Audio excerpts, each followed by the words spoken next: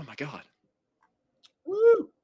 Oh, and I'm so bad at this because my mic was fucking muted because I was recording TikToks last time on fucking Streamlabs. Oh, fuck my life. I'm retarded.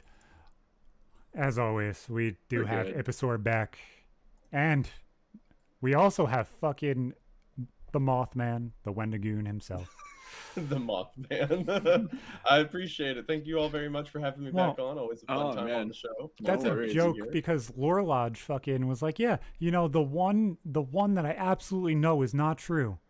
The Mothman. Yeah, I'll fight Aiden on that any day. Exactly. Absolutely. We'll throw down that you can't insult old Mothy like that. Yeah, that's not how this works. So how the hell have you been, brother? I know we talk offline every now and then, but still, like, not gonna be a dick. I am doing very good. Thank you for asking. I am just on the grind with videos, staying at it. I'm trying to think. I'm working on the soccer film. I'm working on some other writing projects, which I don't know how many I can say yet. I may actually DM one of the guys asking if I can bring it up because I think it'll be pretty cool. But yeah, I'm just writing, throwing together videos, still trying to stay at 3 a month to maintain some level of consistency. Yo, I bet. But it's going well. It's going well. I'm enjoying it. I'd imagine it'd be hard to with the amount of time you really put into everything. Like your Brown Mountain Lights video, man, that was a fucking banger. I love that one. Like I've watched a lot of your content you've released, but that one was sick. That was just the whole vibe of it. The campfire sitting there. I fucking love that. That was sweet. That means a lot, man. Thank you very much. No worries, dude. I did. So yeah, the Brown Mountain Lights was a cool project. Like I said earlier, the Brown Mountain Lights are, or like I said in the video, the Brown Mountain Lights are something that I have been interested in for a long time now. And also, I'm not distracted. I just tweeted the link to the show. No, you're good, man. You're good.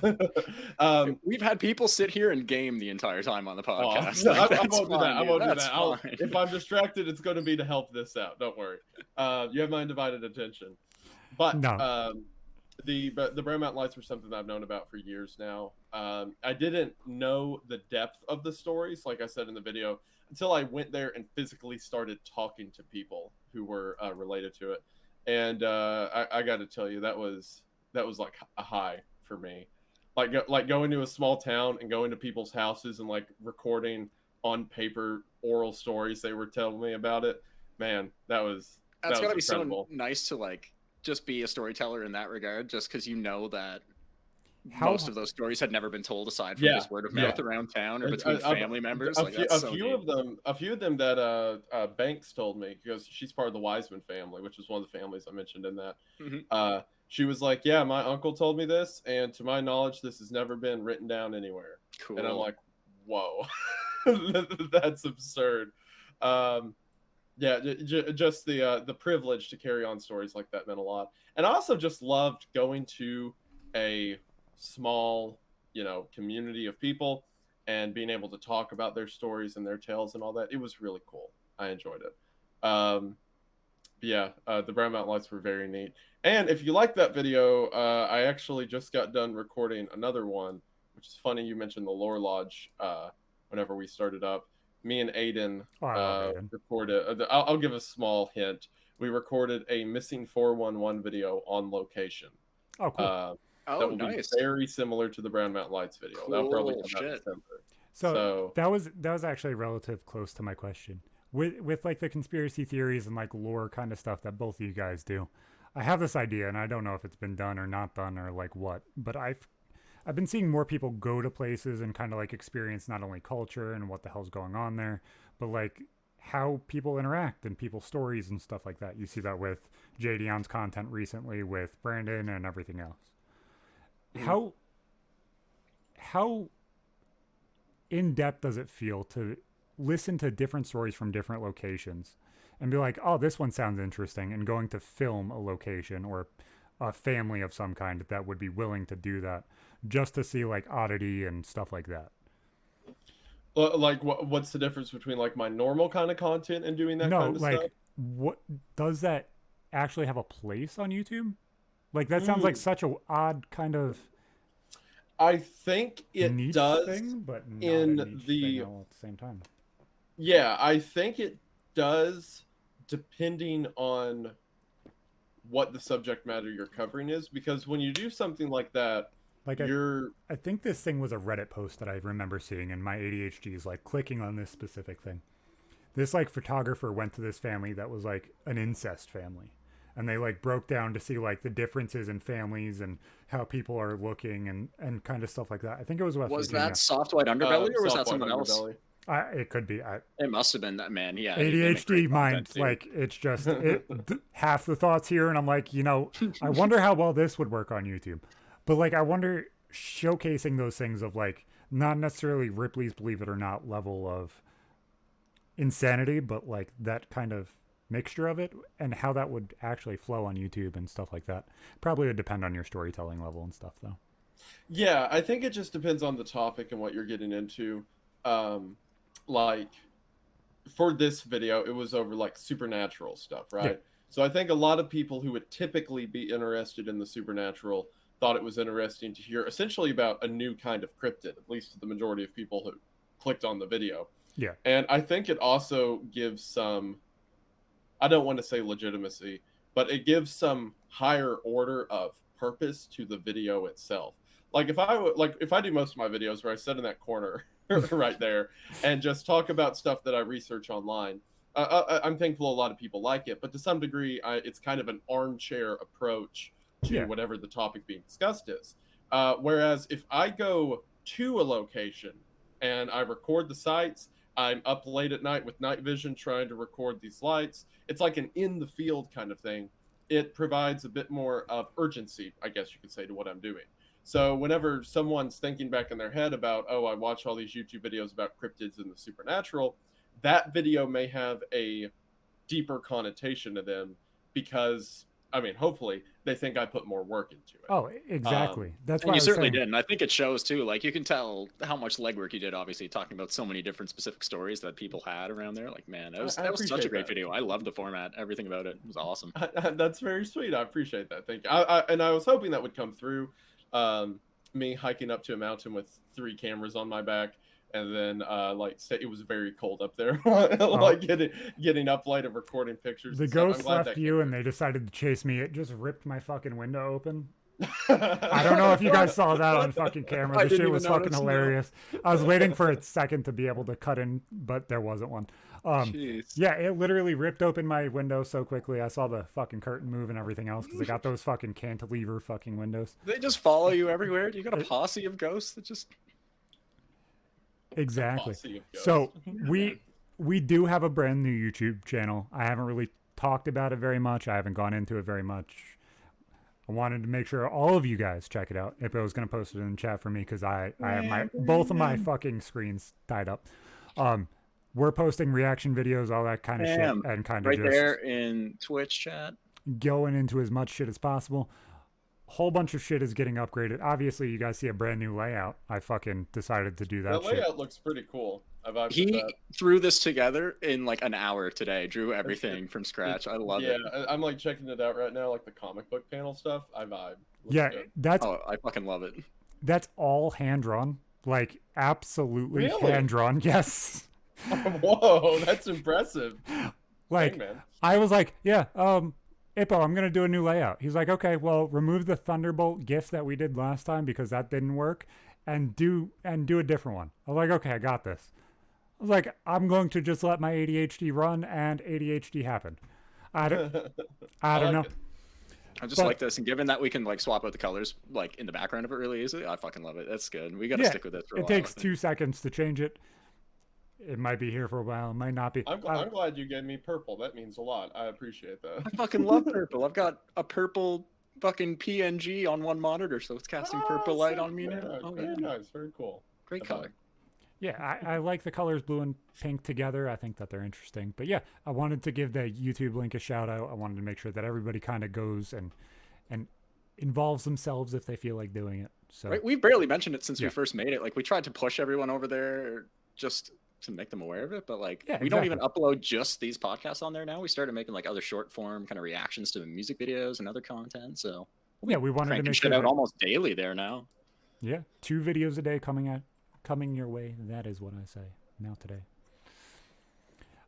So there is some crazy fucking shit going on in the world. This fucking world is just burning the fuck down. At least they keep giving us content. Exactly. It's great. So we'll never run out of content. I will give you guys the opportunity to decide what the fuck you want to go to. Do you want to go into like spooky supernatural stuff and just lean into Wendy more, or you want to go into like more philosophical stuff and go into Wendy's religion kind of backing to things? What do you guys want to go to? I'm good with whatever you guys are down for. Where do you want to just... I'm more than happy to go wherever you want to take me. Okay, so we'll start off with this and we'll go to Stalker, I guess. So, to me, something crazy fucking happened, I think about like 4 or 5 days ago. In Arizona, these 2 teachers were fired from their jobs because of them deciding to do things on their off time, which ended up being an OnlyFans page and not safe for work Twitter and other accounts and stuff like that. Those accounts ended up getting leaked to children that were in the school. I guess the female was teaching 8th graders about, could be a grade or so wrong, but 8th grade science teacher. Yeah. So and they all got hold of her spicy links, which is a little fucked. And since they decided to airdrop her pictures back and forth and share them, both teachers have been fired, completely removed from all schooling events and everything. Cloudy, thank you for the resub. That to me is absolutely asinine. And I know that's the hottest take that anybody can genuinely think or see, but I'll let you guys go first with whatever your takes are. I don't think they should have been fired in the slightest. So both of them had spicy links. So they had one. They were making content. Yeah, yes. They were making porn together. They were married or together. Teachers at the same school. Yeah, and that shit got out amongst the students, and then oh boy, all right. Other management caught wind of it. I mean, I get it. Like, as a school, you are representing to some degree the better judgment and rearing of children, right? Absolutely. Like if you have a teacher, like it's not even an argument if someone should be allowed to do it or not. It's an argument of representation of what you can do. So, for example, that was my point exactly. I think they just line up on different sides of the fence. Yeah. Like if a teacher, is I'm trying to think of something that is not illegal. Okay, say you're like in Colorado, right? And a teacher like smokes weed on the regular. Like, that's not illegal, right? But if you have a guy over children who his reputation is something that the school may not find conducive to good child rearing, then they may not want that person, raising and judging children. No, so absolutely. I don't. So like with the teachers getting kicked out, I'm not sure if that's necessarily them saying like no one should be allowed to do it, so much as that's not the representation we want parents to think we are giving to children. So it's like with any brand, right? Like you're allowed to say whatever you want, but you're not allowed to say whatever you want as a member of a company, as a representative of that company. That to me is where it gets kind of gray area and foggy. As you look at this situation of, okay, well, it shouldn't have been told to the kids. It wasn't. The kids found it. Obviously, when you're promoting a business, it's going to be public. It's not like it can be a private fucking thing. If you're trying to make money on something. How they actually found out. Like, if it was just one degenerate, horny 8th grader who just scours Twitter for porn and was like, holy shit, that's my teacher. That's how I like to think. It was definitely some extracurricular research. The only problem that I did see in the entire situation was the fact that they filmed content at the school. Wait, did they actually? I didn't know. Yes. Yeah. Oh, that's fucked. Absolutely. I don't know if it was during hours of school or not, which is the main thing where I'm like, part I don't know. That changes it completely. Yeah, that's fucked. But taking that completely out of it, because obviously this shit can happen to a lot of teachers, because I assume a lot of females now want to go and do this regardless of if it's their kink or not their kink. I think that this is becoming a bigger and bigger thing as time goes on. I don't think somebody creating porn necessarily makes somebody a bad person. I don't think. No. As long as you're not promoting it to said kids, I don't understand why you can't sit there and have an OnlyFans page if that's what you decide to do in your free time.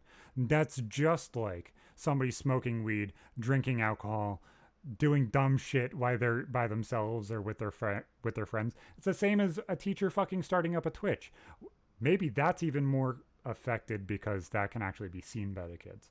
Yeah, right. I mean, it's like, as long as there's nothing specifically naming not being able to make porn and post it online in their contracts, and I don't see a big problem with it. But still, you're doing that. You know, you're a teacher. You're representing the school you work for, as is your spouse. Like, you just got to be mindful of the consequences. And you have to accept them. I'm sure their shit's gonna blow up now. They're gonna make a lot of money off of it. I'm sure, but. Yeah, they'll be making more money than they were on the teacher. Oh, yeah, guaranteed. Yeah. Well, they specifically both said that the reason they started it together was because they get shit pay as teachers in Arizona. That's very sad. Yeah, like in context, gotta resort to making porn. Yeah, that's pretty not good. But like the doing it at school, like absolutely, yeah, like I understand. Yeah, that's news part. to me. I only looked it up today because I only just heard about the whole thing today. But holy shit, that man, to me is like, obviously that part's not okay. But the conversation of this is happening more and more. Like, I had a teacher who was in Playboy. The French teacher in 7th and 8th grade was in Playboy. She was a centerfold. That must have been fun for you all. Dated her daughter. Absolutely hilarious now with the way that porn has gone. But like, the fact that because her nudes are out there, if she was actively doing it now it's a problem. That to me gets weird. That's why I don't understand this. Like, that's fucking off. Like, there were a lot of teachers that'd be like, yes, I want to see them fucking naked. This bitch was not one of them. But I don't. And this whole story isn't new. Like, this shit has happened before in the last like couple of years. I've heard multiple younger teachers that have done this, but it's always been solo. This is the first time I've heard of any two teachers married to each other doing shit like this, and it's just, oh fuck, man. I don't know what to think of it. No, it's absolutely insane. It's scary because it's setting precedent that jobs will again tell you what you can and cannot do for a menial salary that does not pay the bills, obviously, because we've seen teachers with 2 jobs before. They run as bartenders at nights trying to pay off college debt. Being a teacher doesn't pay. They all say it. All of them, not just the ones that are on OnlyFans. Until you hit the post-secondary level, yeah, the money's typically pretty shit no matter where you are. Unless you're 5 or 6 years into a job. Yeah. You can't get 5 or 6 years into a job when you're just out of college. When you're just out of college right now, what are you hearing about? Yeah, they're both under 30 from what I've seen. You're hearing about doing OnlyFans. That's exactly what you're fucking hearing about. I think it depends on the establishment too. Like, I went to a high school that was like a bit more. It was a prep school, so like we were like the stereotypical Netflix kids. We would like wear a suit and tie, like, you know, college like prep or like religious prep. Okay, college prep. Yeah, it was like a high school off of a college, private school, and all that. Oh yeah, I remember you talking. So there was like a higher, I guess you could say, standard of teacher behavior compared to other ones. Because I remember there was one time a teacher, actually just a like custodial worker, I believe, got let go before I got there because they had posted pictures of them like getting drunk at a party. And they let him go, not because they thought it was illegal or anything. They were just like, this isn't the representation that we want. So somewhere like that, I could definitely see this situation being taken care of. They do the same thing. Like, this just isn't the representation we want. Exactly. Whereas in other schools, they would probably be fine with it. However, again, I think the nail in the coffin is the using the school as a film. Absolutely. Yeah, that's like I said, that's news to me again. That's probably why it got shot pretty quick. Man. But I'm saying, like, obviously, these people are not going to be one-offs. This is not going to be the last one that this happens. Oh, we're going to see only more and more of this. Fuck yeah. Now that, like, I'm sure there's probably going to be people who are going to start doing this just because they know they're going to be able to get a massive following on OnlyFans if this shit hits the news like this situation has. There was a story similar to this that I think I read like 3 or 4 days ago. I don't know. I don't remember if it was a thing I read through or a thing that I watched a video on. But this kid came up.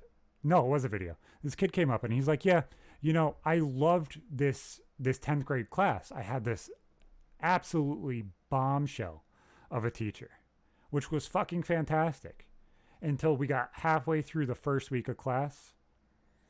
And then she would say, okay, guys, start your homework. And her boyfriend would come up to the window. And then they would share lunch together through the window, which is all kind-hearted and, you know, sort of understandable. That's kind of nice. And then the kid was like, yeah. And then they started making out. for the rest of class.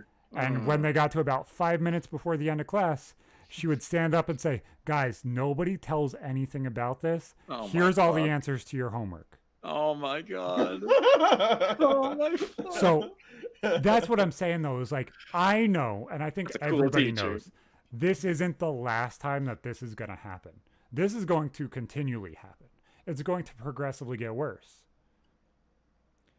So I don't know about worse, but no, it's going to, because now not only is it a publicity stunt. To the homework.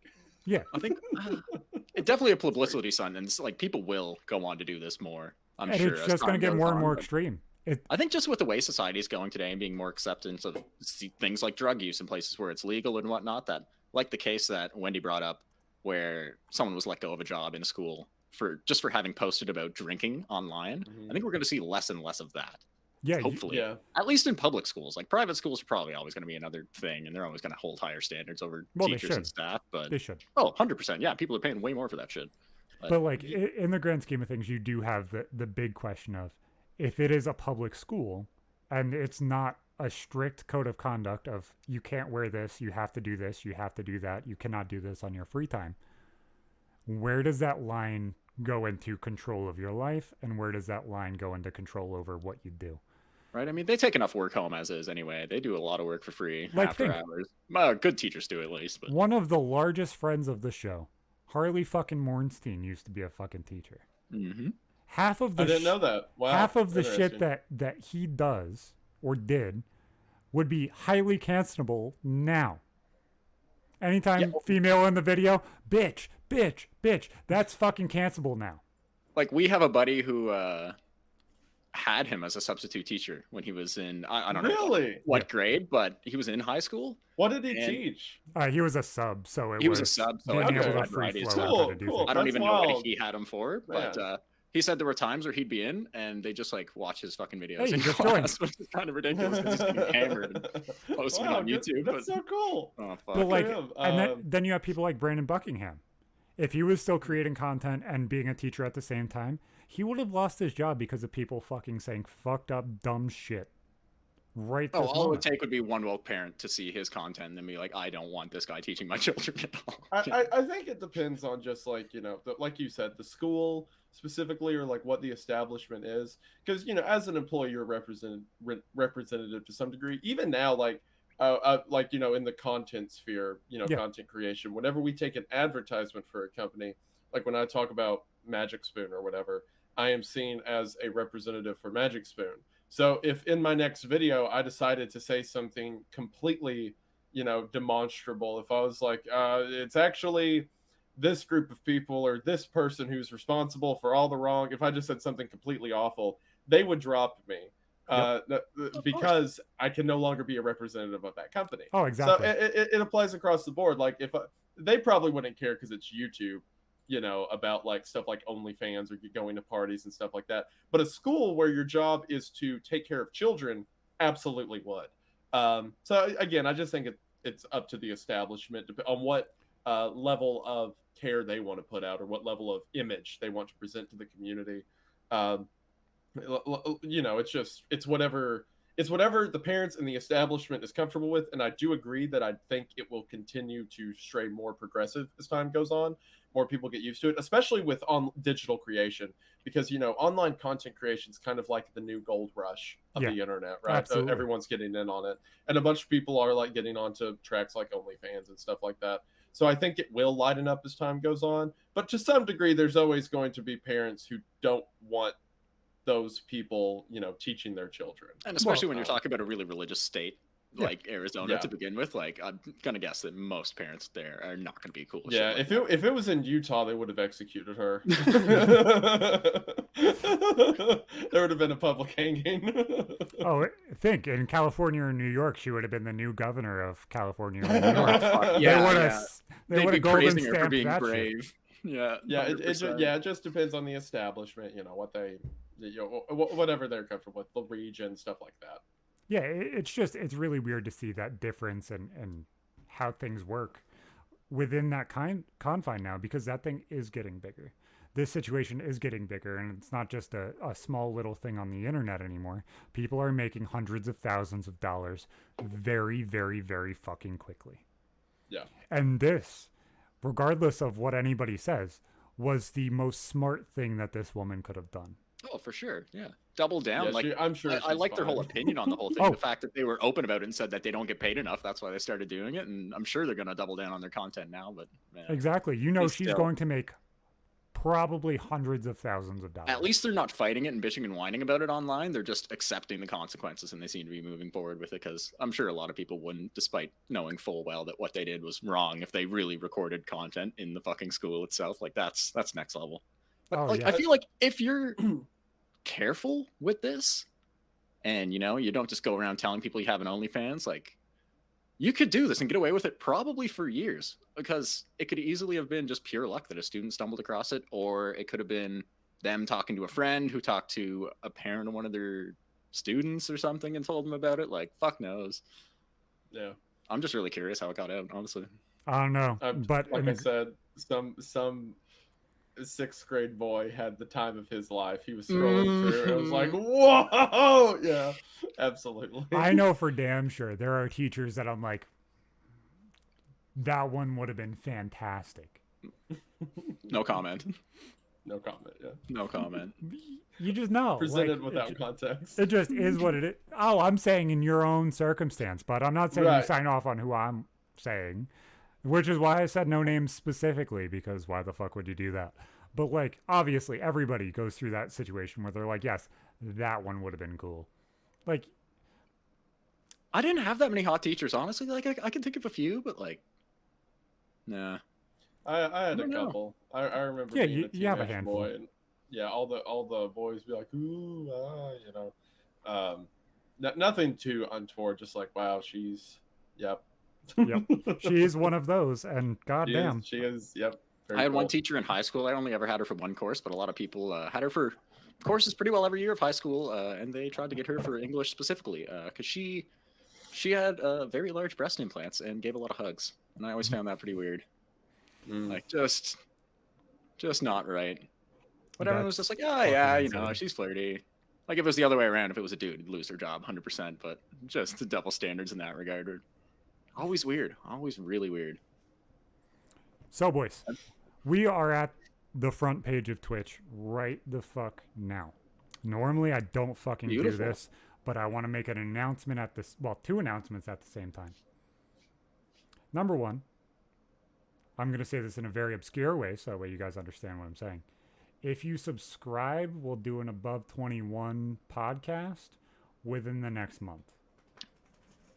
We got good ideas. Drinking stream? Question mark.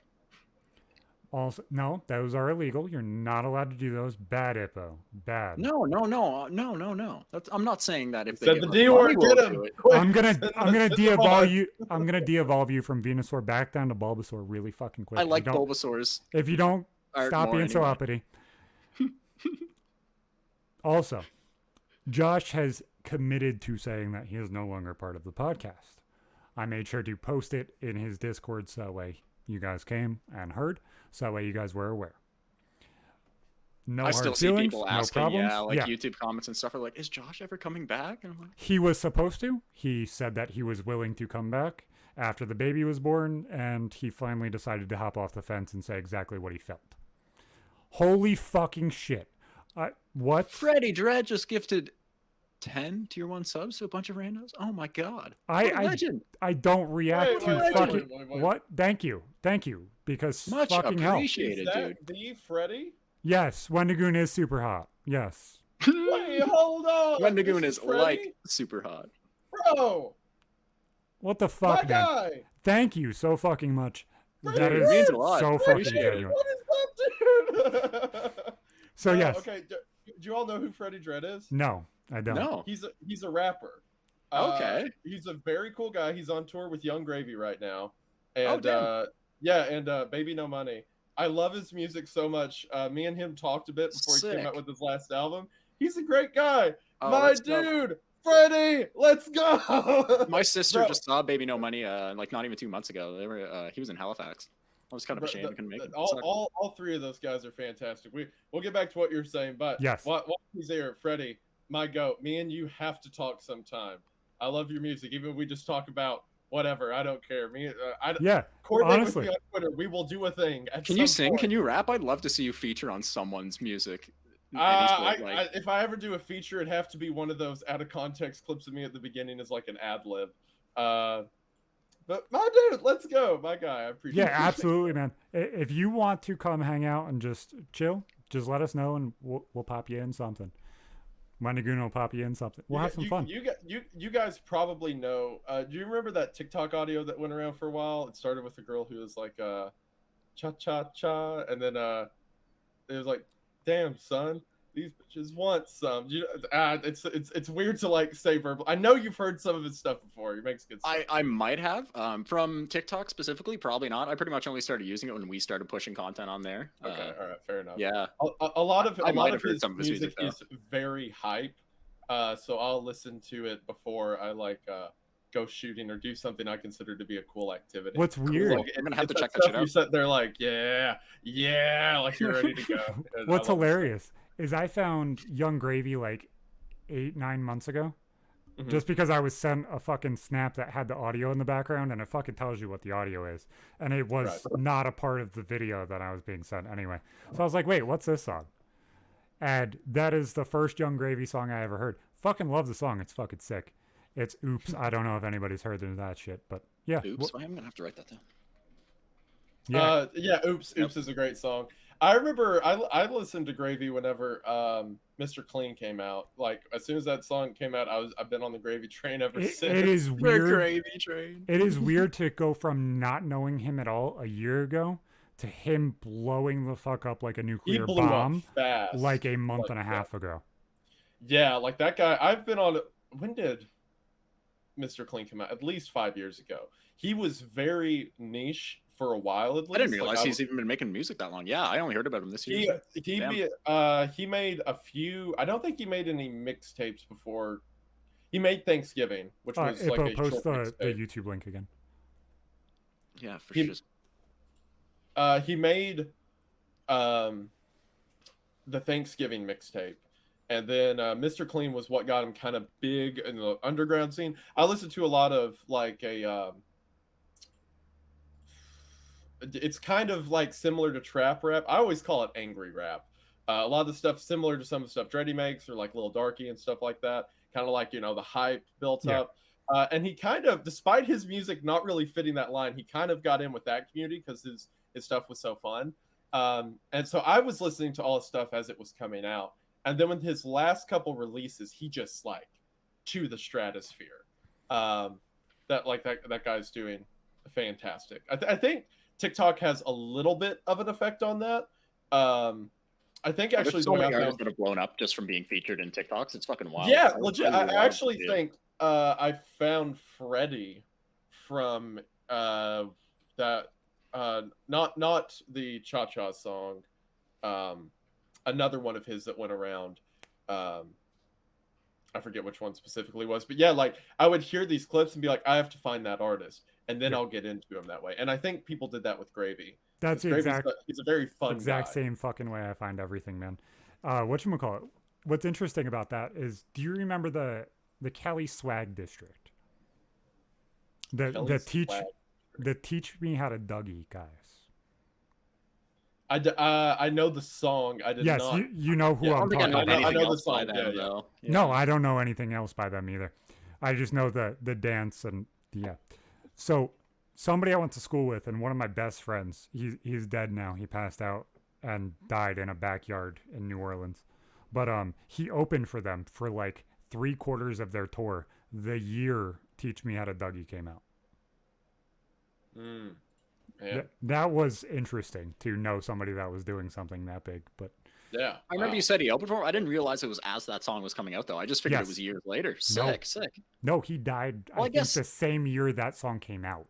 Oh shit, really? Yeah, he died like a year or two after I got out of high school. His name's Rashad Brooks. He's a cool fucking dude. The one song he has on YouTube is actually interesting, but I haven't heard anything else of him. Interesting.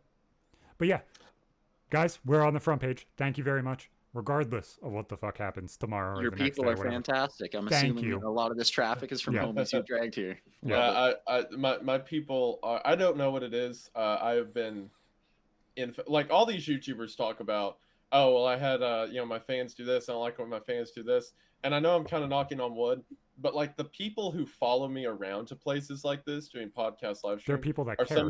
some of the kindest people I've ever interacted with, and they support me regardless. If I announce I'm doing something, they're there for it. I really am blessed to have these people backing me. Gotta love it. It must feel nice because like some communities, especially when you talk about content creators on YouTube and shit, so fucking toxic. All they want to see is people getting in beef with others for no reason. That shit drives me insane. And sure, there's some outliers. There's some people like try to start something, but they are definitely outliers. Most of the people I have are just like they're in my corner. They support me. It means the world. I hope they wouldn't support me if I did something that didn't deserve it, but I appreciate what they've done for me. In all honesty, they've given me. In all honesty, I think the one thing that a lot of people will underestimate in that same thing that you just said is there will be fans that will support you regardless of what happens tomorrow. It doesn't matter. They'll still be there. Yeah. You're right. There's a lot of people who I'll get DMs every now and then that are a little untowards or a little trying to start something. Yeah. But for every one of those who say it publicly, like comment, tweet, or whatever, I got people who are like, "Hey, don't you do that?" And I appreciate just the gang I sort of have. It means. Oh no, it's the greatest thing in the fucking world, man. Someone in the Twitch chat here just said, "What would a Wendigoon online beef even look like?" And I'm trying to figure that too. Like if you said people DM you about shit, and the only thing I could think of would be like people trying to disprove claims that you've made about a specific topic, or would that be it? Or... The closest thing to beef I've gotten into, because beef kind of implies you're fighting another creator. Or there's typically right.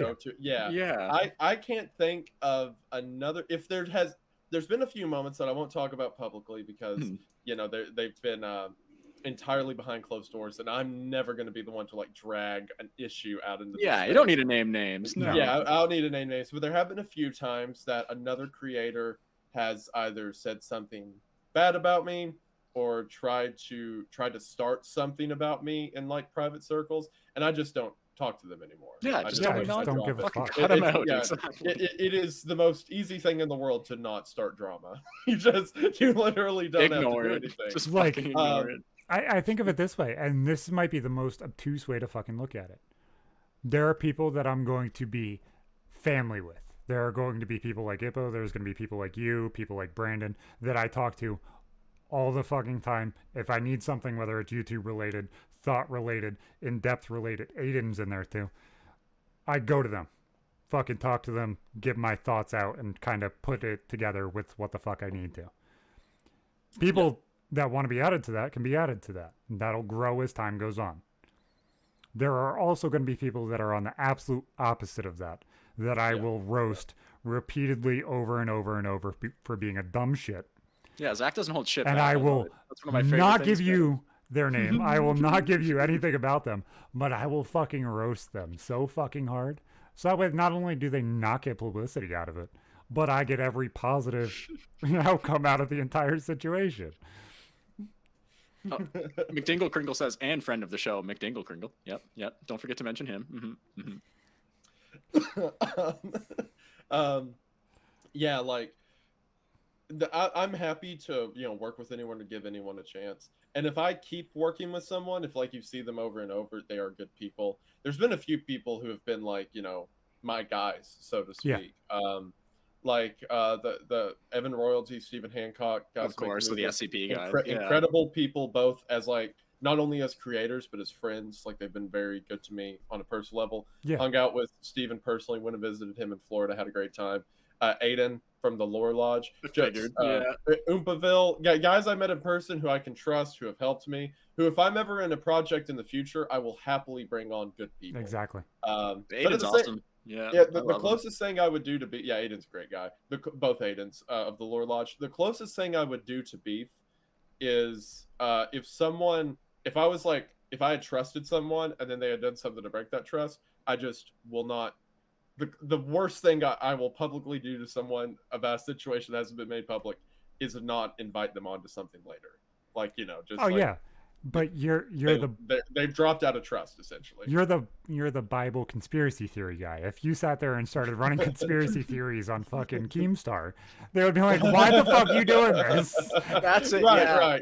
Once you start digging into the backstories of other like shady YouTubers, I think that's when that shit will start coming to light. Yeah. Like if I, which I have no interest in doing. I wouldn't either. Yeah, like, I didn't imagine. I wouldn't start making videos about, you know, like you said, Keemstar. Like I wouldn't. I have no interest in making drama videos, quote unquote, or commentary videos. Not that there's anything wrong with that, of course. Some of my good friends are in the commentary community, like Turkey Tom and people like that. But I wouldn't start something or try to get the ball rolling, which is why the closest thing I'd say I've had to beef is people making TikToks about me or whatever because they don't like that I'm covering conspiracy theories. Because they consider him anti-Semitic or something like that. Wow. That's grasping. That's fucking grasping. Yeah, that's grasping. Because it's me making videos about something and then being like, I don't like that, and then me never responding. Which again, easiest thing to do on beef. YouTube. That's completely one-sided. Start beef. It's so easy. You just don't like, have why to the fuck do are you messaging me about this? I don't give a fuck. I don't care what you specifically think. Like, that specific thing, and it's the most retarded fucking thing, and you know that anybody who doesn't believe in one conspiracy theory thinks this exactly. If you believe in one conspiracy theory, you believe in them all. It's like the second you believe in any of them, the second you believe in everything, and you're a fucking idiot. It's just like they take away your entire intelligence. Steel beams doesn't mean I think the world is flat, or we didn't go to the moon. It's stupidity. No, and I don't want you to think of me as a bad person. Every single time I've beefed with somebody, actually, I've been the recipient. I think it's been warranted. Everyone that I've heard, and yeah. And every single time that I've sat there and supposedly had beef, and I was the one who started it, there was no beef to be had. Those people want to start businesses and work with me, not against me. I'm more of a kind guy than an angry guy. But if you get the ball rolling, motherfucker, it's not going to stop the second that you push it. It's going to run you over really fucking quickly. We've got one good friend of ours in the Twitch chat here who's evidently trying to start beef with you right now, actually, Wendy. He said, hey, loser, your shirt looks like a SpongeBob transition, and you probably don't know any cool Bible songs. You take that back. No. Cool Bible songs. He sung the Bible songs. I know so many cool Bible songs. No. They were listening to a bunch of like Bible songs and like Christian camp music last night. Oh man, it was fucking hilarious. I didn't know any of it, but it was all fire. They all slapped. I actually take the SpongeBob transition as a compliment. That's a good vibe to have. I feel. Yeah, that's like. He hit the fucking nail on the head with that. You know, Ippo, we said we weren't going to change the layout for a little bit. There might be a SpongeBob comic layout next week. Oh my shit! Yes, if we can do like the SpongeBob backgrounds. Actually, yeah, that fucking works good. Just saying, I like that. It might be there. So, I don't want to tie up the entire time talking about random ass bullshit when we have a fucking full-length feature film coming out. Oh. My heart. One of us has made his entire podcasting and Twitch career off of S.T.A.L.K.E.R. And then Wendigoon who's 63 followers, bro. Yes. Very cool. I didn't know you were a S.T.A.L.K.E.R creator. Awesome. I really have. I haven't even streamed in like 2-3 weeks now, but hands down my favorite game series ever. I've played them since I was like fucking 10 years old. Sick. Very cool. To see any new fucking piece of media being made in that whole sphere is just amazing. I fucking love it, man. I was so pumped when I first heard that there was going to be a full-length film, especially seeing that it was made by the SCP guys, man. Fucking pumped for that shit to come out. I'm like, we've got a lot of good people working on it. I have high hopes for how it's going to turn out. Just the original story of what happened with Chernobyl isn't known by anybody who really doesn't play Call of Duty. Because, like, I didn't learn about that shit until I fucking started COD 4. And I was like, wait, what the fuck are they talking? Like, is this fake? Is this like Zelda level bullshit? Or is this just bullshit added onto it? Real place. And then, of course, for people who don't know, with the whole lore behind S.T.A.L.K.E.R, it's kind of alternate history shit, too, in a sense that the timeline in that game series branches from ours really in like 2006 because there was like a whole other like separate accident at the power plant in like 2010 or 2012 that caused then a bunch of paranormal shit to appear and mutants, and the zone started growing and all sorts of wild shit goes on. Mm-hmm. Yeah, the Stalker series is rife with potential. Not saying that the devs over at GSC haven't, used that potential to some degree, but man, you can tell like an infinite amount of cool stories within that setting. And it's so nice because people don't get pissed in that whole community when you come up with something completely original, loosely based off of it. Because when you talk about the games themselves, they're all loosely based off of a movie, which itself is loosely based off of a book. People don't really care when you bastardize it a little bit or it's also anglicize it, anything at all, really. Yeah, it's also an interesting kind of turn, isn't it, in the culture of it? Because like the Tarkovsky film was not by any means an action film. Dear God, no. It's very slow to unfold. A lot of people find it hard to watch. Yeah, it's a very slow, introspective character piece. Really. And the cinematography of it is just fucking gorgeous for being made back then with such a low budget, like such long shots. There's shots in that movie that are like 7-8 minutes long. Camera doesn't move. Oh, they're so nice. Well, when I read that you guys plan on doing some sort of the same techniques, using a lot of long shots and like natural lighting as much as possible, especially in darker scenes, I'm fucking pumped to see what that's going to turn out like. Because so atmospheric. It's going to be so sick. We've been planning out the night scene for a while, and I'm so pumped. I'm ready for it. Because there's a lot of cool stuff you can do with natural lighting, especially in a horror setting. That I really hope. Like horror action. I hope it. Yeah. It's going to be horror action. Very, like the threats menacing, the concepts are menacing. It's also going to be action oriented. The most I'll say about the plot is pretty much what the Kickstarter says. Okay. It is about a group of mercs. So it's the merc faction. Mostly Westerners, then. Yeah. Mostly West. That's the main reason we did that. We're like, okay, so we could either get a bunch of white guys to fake a Russian accent. I'm glad you guys went that way too, because that would piss people off more than anything. Yeah, I have an idea.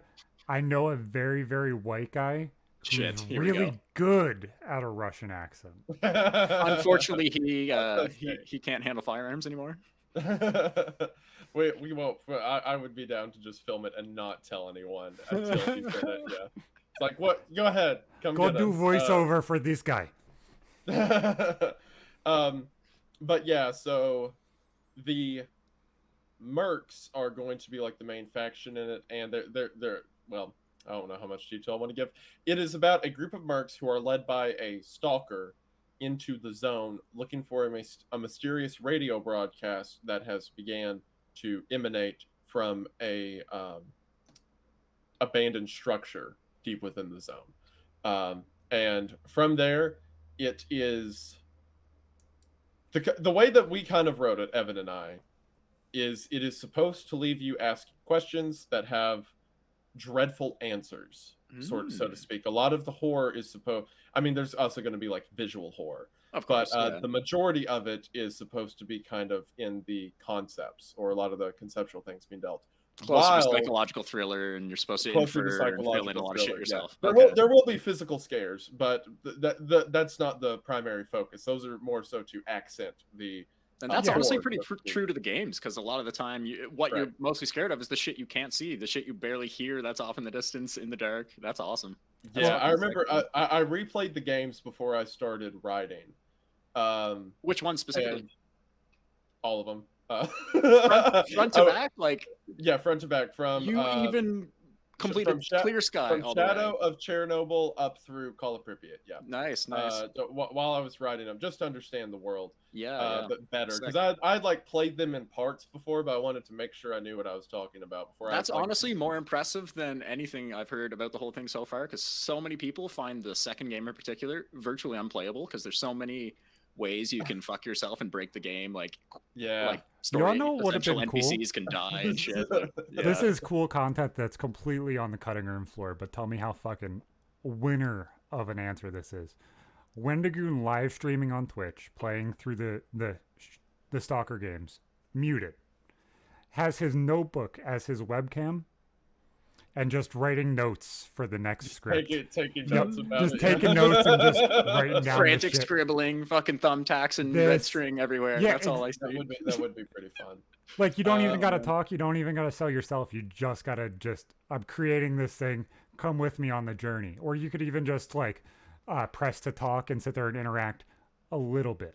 Just like, oh, that's a good fucking idea. Thank you, man. And then you write down that little point. Like, that would be fucking interesting. There was this one moment while I was playing Shadow of Chernobyl where it is one of the underground. Oh, also Krups is in here. Hey, Krups, how's it going, man? He's a YouTuber. I like his videos a lot. Oh, sick. Cool. Check him out too. Follow him on Twitch. Yeah, he's cool. He makes good stuff. But there was this moment while I was playing Shadow of Chernobyl where it was whenever you were in the underground segment looking for, I think it was one of the... trying to remember what the plot was. You were going down there looking for a dead stalker. That's right. I forget his name. The one whose body you find and you take his PDA. It's like Ghost or something like that. Yeah, he's one of the guys from S.T.A.L.K.E.R's like original crew. Yes, it's before. I mean, spoilers. It's before you know who S.T.A.L.K.E.R is, of course, and it's while ever you're looking for S.T.A.L.K.E.R's guys who are dead. And while I was down there,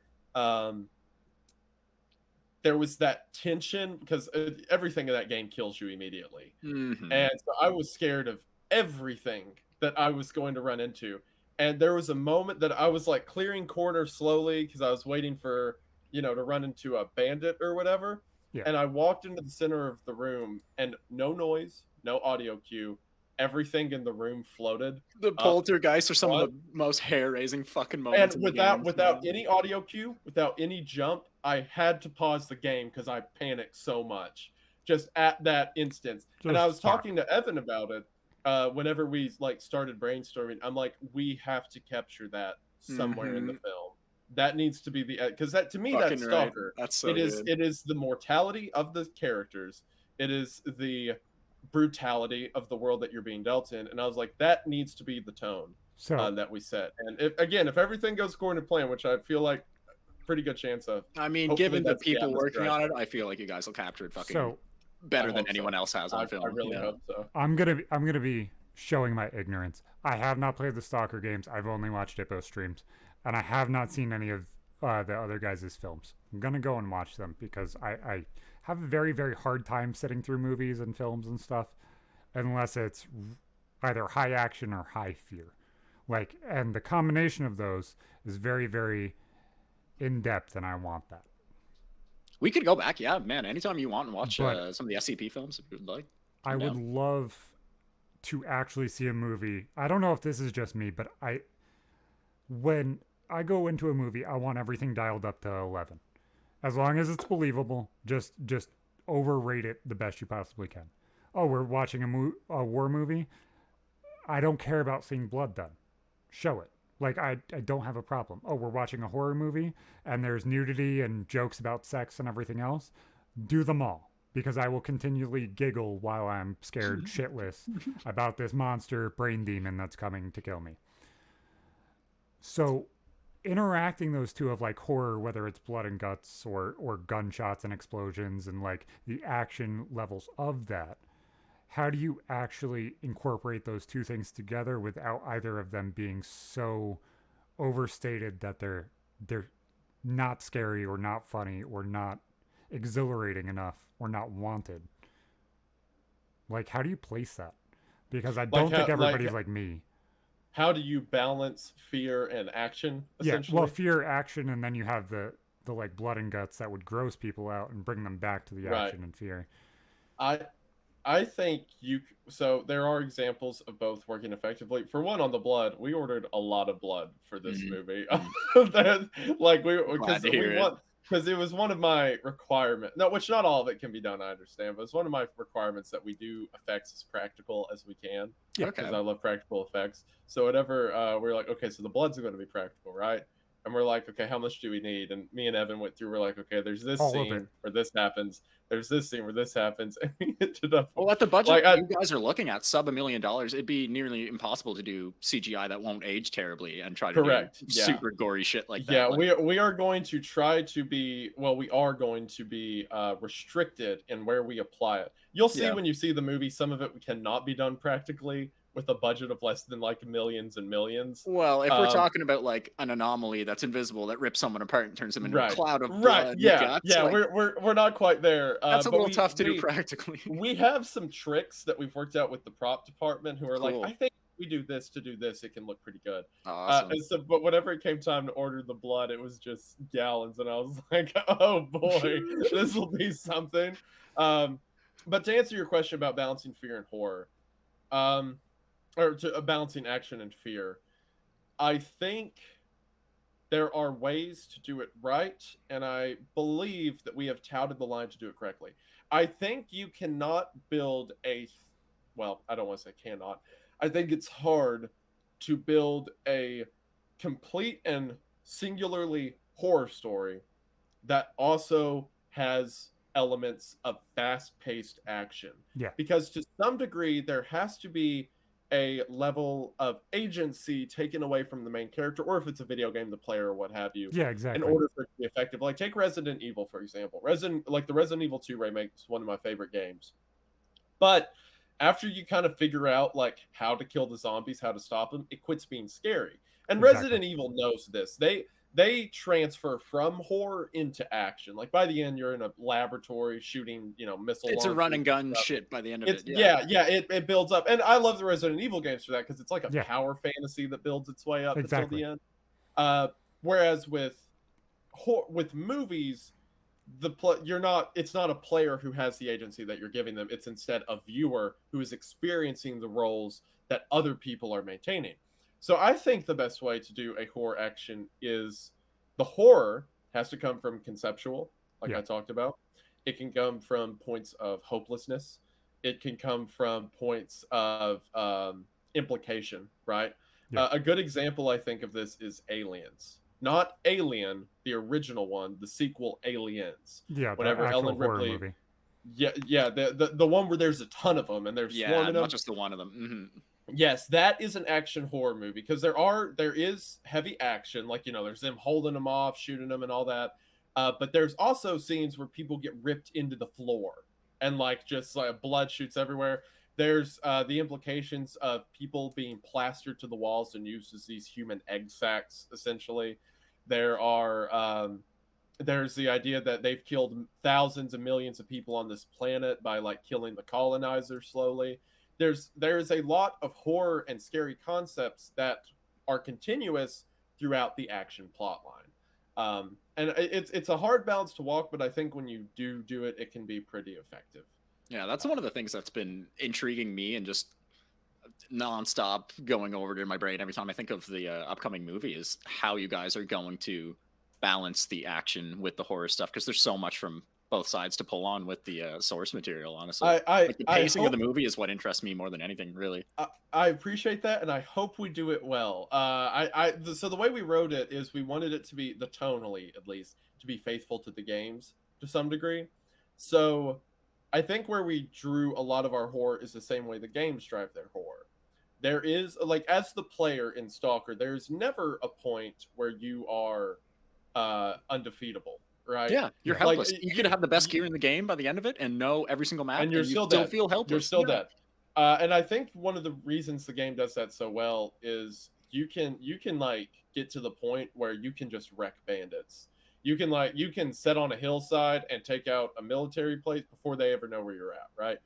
But that doesn't mean you're not going to walk into some building and there's a pseudo giant. And then you are a scared child all at once. I've never found another game series that does the progression that way. You start off, your main antagonists are other groups of stalkers, whether it's bandits, mercenaries, military, whatnot. Eventually you get good enough gear, good enough armor where they're not really a problem anymore. But the anomalies, the irradiation, and the mutants will always be there, and they just get worse as the games progress. I fucking love it.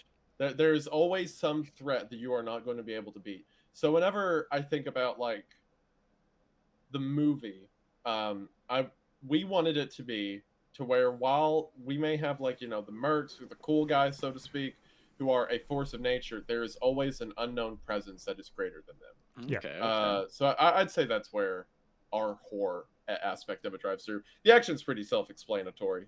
Cool guys with guns doing cool guy stuff. Yeah. But there's going to be an element of they're not the biggest wolf in the woods, so to speak.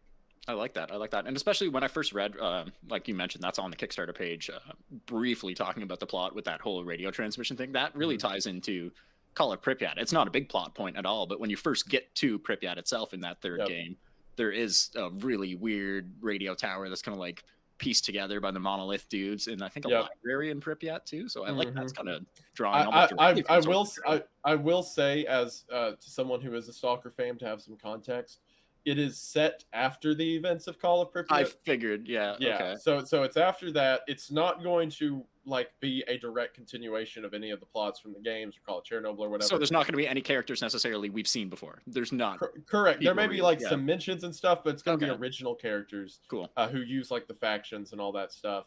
That was twofold. That was, for one, we know that Stalker 2 is coming out, and it's like it'll be really dumb if like we, fuck the entire story. Yeah, if we like end up reusing one of those characters that you guys did, characters and stuff, and also not a lot of the outside world of the Stalker universe has been explored. So what if we just talk about what could be a narrative happening off to the side, sort of? And also, we wanted to create some original horrors and stuff like that, and have more liberty with how we present the characters and stuff like that. Or difference in demons or monsters or whatever. Yeah, I was going to say that specifically. That kind of stuff. Even GSC has mentioned a bunch of new mutants and like anomalies and shit that they're going to have in Stalker 2 that aren't in the old ones. So like, they haven't really said specifically timeline wise when it's going to take place compared to the other games, but even themselves, they're open to adding new shit anyway. So whatever you guys are doing is not going to be lore breaking at all. I don't feel right. There's also some people that are like GSC. They've been very cool themselves. They they tweeted at us and were like, "We're excited to see the film, guys," which means a lot. Because especially considering there's always that worry in the back of my head, like, I hope we don't get sued. Like, it's an entirely free, non-profit thing for us. But there was just like, I really hope they don't hate us for making something based on their world. So when they were like so excited to see it, it was like, woohoo! Yeah, for being a game dev like they are, who has made a pretty popular and very profitable series from nothing, really, because they started out, a lot of people don't know, like translating pirated games to Russian and reselling them. That's how GSC started, and they eventually speaking of pirated games, and this is gonna be the smoothest transition in the fucking world. Don't fucking pirate your games, you jackasses. Go to Humble Bundle /RMTS, get your fucking discount. That's a good point. Then you also can decide how much you give us, retards, in the ad itself. It tells you how much you guys can give to us. That way we're able to provide for ourselves too. So that way we don't have to pirate games. But you guys are much better than us.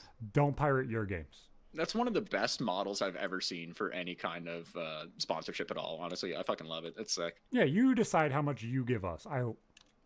That's fucking perfect in my opinion. But I thought that was too fucking perfect not to take that one. I am sorry for cutting you off. No, geez, no, that's actually that was a smooth transition. Hard cut, but very smooth. I like it. I was like, wait. No, we're past an hour. That's fucking hilarious. I'm doing this. Suck a dick. Very cool, man. But yeah, like it's been a privilege to work with like Evan Royalty and Stephen Hancock on this. Great guys, both in writing and just as friends. Great people, and everyone that I've got to meet in production. Like the producers are cool. A lot of the cast are very cool. Just I'm very excited. Also, the cast we got, there are some talented guys. People who like a couple picks who, whenever we were writing the characters, I was like, I would imagine them like this. And then you see the actor and you're like, him, that's the one. Yeah. So it's been very cool to do that as well. It seems nice because despite it being mostly Westerners, which I'm sure that's going to ruffle some feathers with it being a Ukrainian video game series, whatever. They're all from a merc faction, which is mostly Westerners anyway. It's still a wide variety of people, right? Like from what I've gathered on the like your page. I don't remember what website it was. Backstage, I think, that shows all the casting. Yes. Yeah. Requirements and whatnot. Yeah. There's a pretty like wide variety of people. We had thousands, I believe, of auditions. God, I'd imagine. Yeah. And there were, which like most of it, which to everyone who what auditioned, we greatly appreciate it. But you could tell there was a lot of people who like maybe weren't familiar with audition or hadn't done it before. And then there was a few people who you're like, this guy's an actor. That not only would they link their IMDb, but they would also, you could just tell in the way they carried themselves and stuff. And I'm happy to say we got those guys who were down for it. A couple of them were just like, yeah, I've been in bigger projects, but I love the stalker games. So I'm like, that's cool. That's a good vibe. Oh, if they're fans of the series themselves too, that's fucking sick. That's nice. Yeah, a couple of them had mentioned that, or they were fans of the SCP films before and stuff like that. So, I said, we got a lot of cool people. My favorite thing to do on IMDb is scrolling through and just clicking Law and Order SVU or Law and Order NCIS or any of those. And then you see the random fucking cameos from how many people are around. And it's scary. It's scary, the little individual one-offs that some people have in those fucking shows, because you see the list and it's like, these are all every single A-list person from A to Z. Oh my God, yeah. You are right, though. Almost every, even B-list up actor from the last 10, 15 years has been on one of those crime shows like 10, 15, 20 years ago as an extra. Or has been the main star or the main dead person or the main cop for that episode. It's mind-boggling. One thing I did want to ask Wendigoon, I don't know how much you guys are able to divulge. Where are you guys shooting? Is it like an abandoned like steel mill or like? So it's that, believe it or not, it is a abandoned nuclear facility. Oh, sick, cool. Which is that's cool. Primo for the setting. Hell yeah. It was actually abandoned in the early 70s, late 60s, so it fits the era, fits the vibe. Just the construction and everything will be. It's like nice. We were talking beforehand. We're like, we're gonna need a setting with like old nuclear terminals and stuff, and then we found a place with old nuclear terminals and stuff, which was that's cool. So awesome. Oh. It's a place called GTI in South Carolina. It's near Savannah, Georgia. It's just a large training facility. They do a lot of like military training. They do a lot of mill sim events there. So that's where we're going to be filming. And the people at GTI, they were cool. Whenever we told them what they wanted, they're like, "Yeah, you want to like blow stuff up?" They're just like, you can blow up. They're like, if you're going to be shooting at any structures, tell us. All we need to know is where to tell you not to shoot. Yeah. They're pretty cool. They one thing that was funny, they mentioned that there may be gators on the property because it's like a little swampy area around it, which again fits the vibe of Stalker. They're like, yeah, if there's any gators, just don't touch them. They're like, don't start a fight. Just so they're pretty cool. I hope you guys capture. That'd be cool to see or hear some audio of one, even just like in the background in a scene or some shit. Like even if this is a behind the scenes thing, it would be hilarious because I know me and you were talking off screen, and hopefully this doesn't overstep on you. And I think it was a couple weeks ago when you're on PK, and you're like, yeah, they told us just take care of the gators if they get in the way and if they're there. I was like, yeah, it would be hilarious if you just ran up to one with like a magnum and been like, he was in the way. It's done. It's done. I don't know what you're talking about. It's taken care of. I hear you all got a gator problem. So gotta use a deagle. We got this, boys. Yeah. I don't know if YouTube would be cool with me showing a gator getting murked, but I'm not going to get killed by a gator. So, well, it's not going to get DCMA. I will be filming a lot. It won't be. You're right. I will be filming a lot of BTS stuff on the second channel. Like probably doing a couple live streams. During production, sick. There'll be a lot of BTS stuff. A lot of the actors. We also have some cameos, so to speak, of some cool people. So I'll probably be filming some stuff with them. Me and Operator Drewski are going to be doing most of the BTS stuff together. Remind me to get you in touch with James C. Burns. Getting a shout out from Call of Duty voice actor from Woods would be really kind of cool. Oh yeah. I know him. Yeah, he's a cool guy. Yeah. Oh, he's right on. That might be a cool one to like integrate, even if it's just one of those cameos would be cool. One. Yeah. There's a bunch of yeah, there's some other roles that we're thinking about, like who could we get to do this, who could we get to do that. But do you know if you yourself are going to have a cameo on screen? I don't know. There was talk. No. There was talk in the beginning about me playing one of the characters, like one of the main characters, and I was like, I think that's a bad idea, because like I am not a trained actor.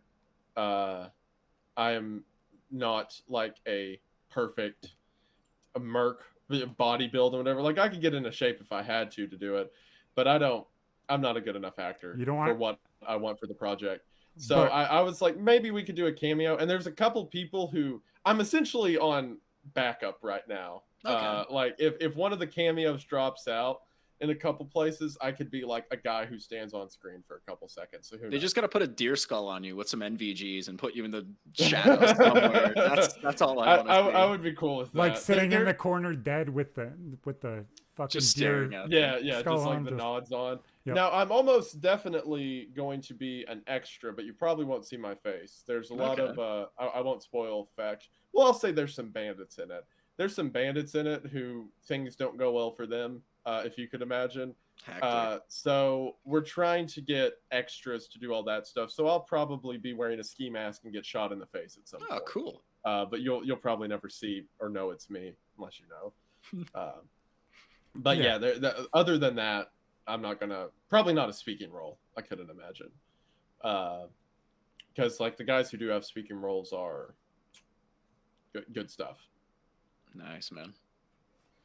I don't want to diminish the project. I'll say just so I can talk on camera. Listen, I talk on camera for a living anyway. So everything that you've said about it so far has not diminished it at all, and I don't think it would if you were on screen. That. Honestly, yeah, no. There's some really cool guys who I don't want to say specifically what they're doing because it gives away some plot elements.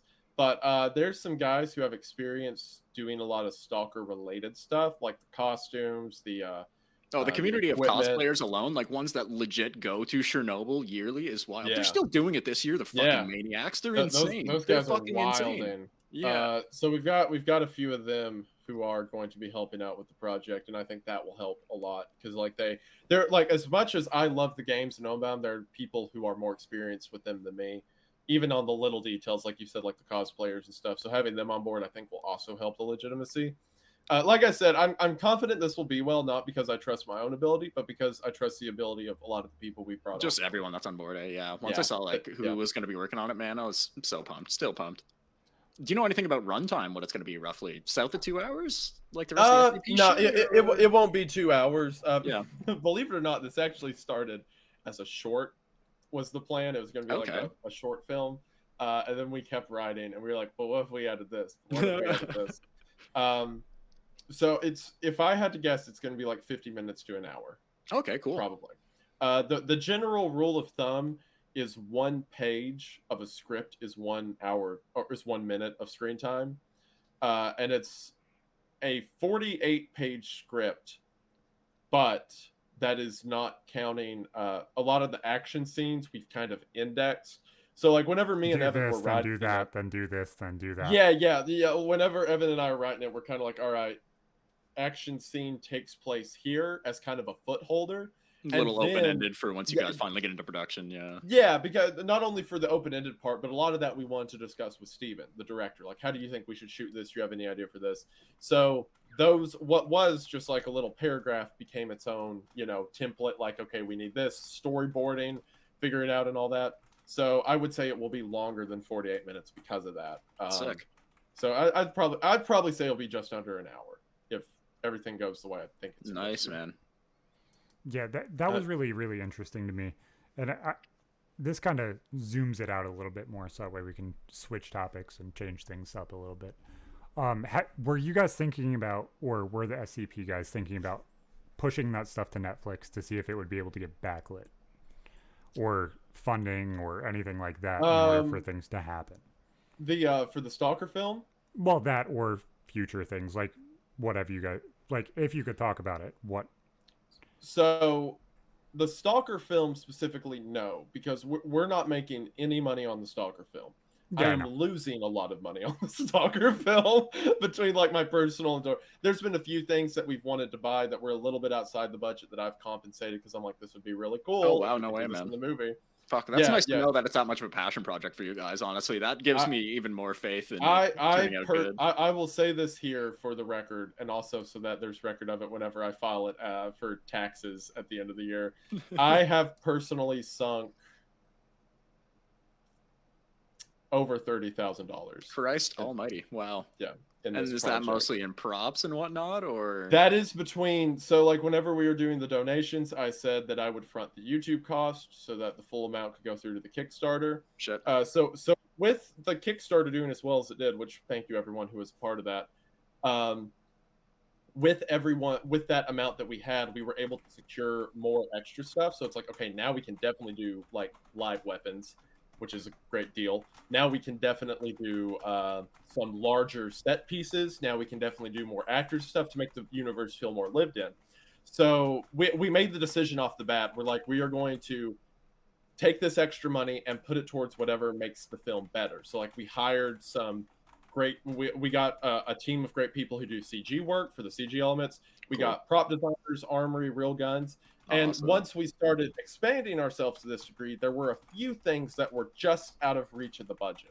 There was some stuff like, hey, if we want to shoot this much ammo, we're going to need this.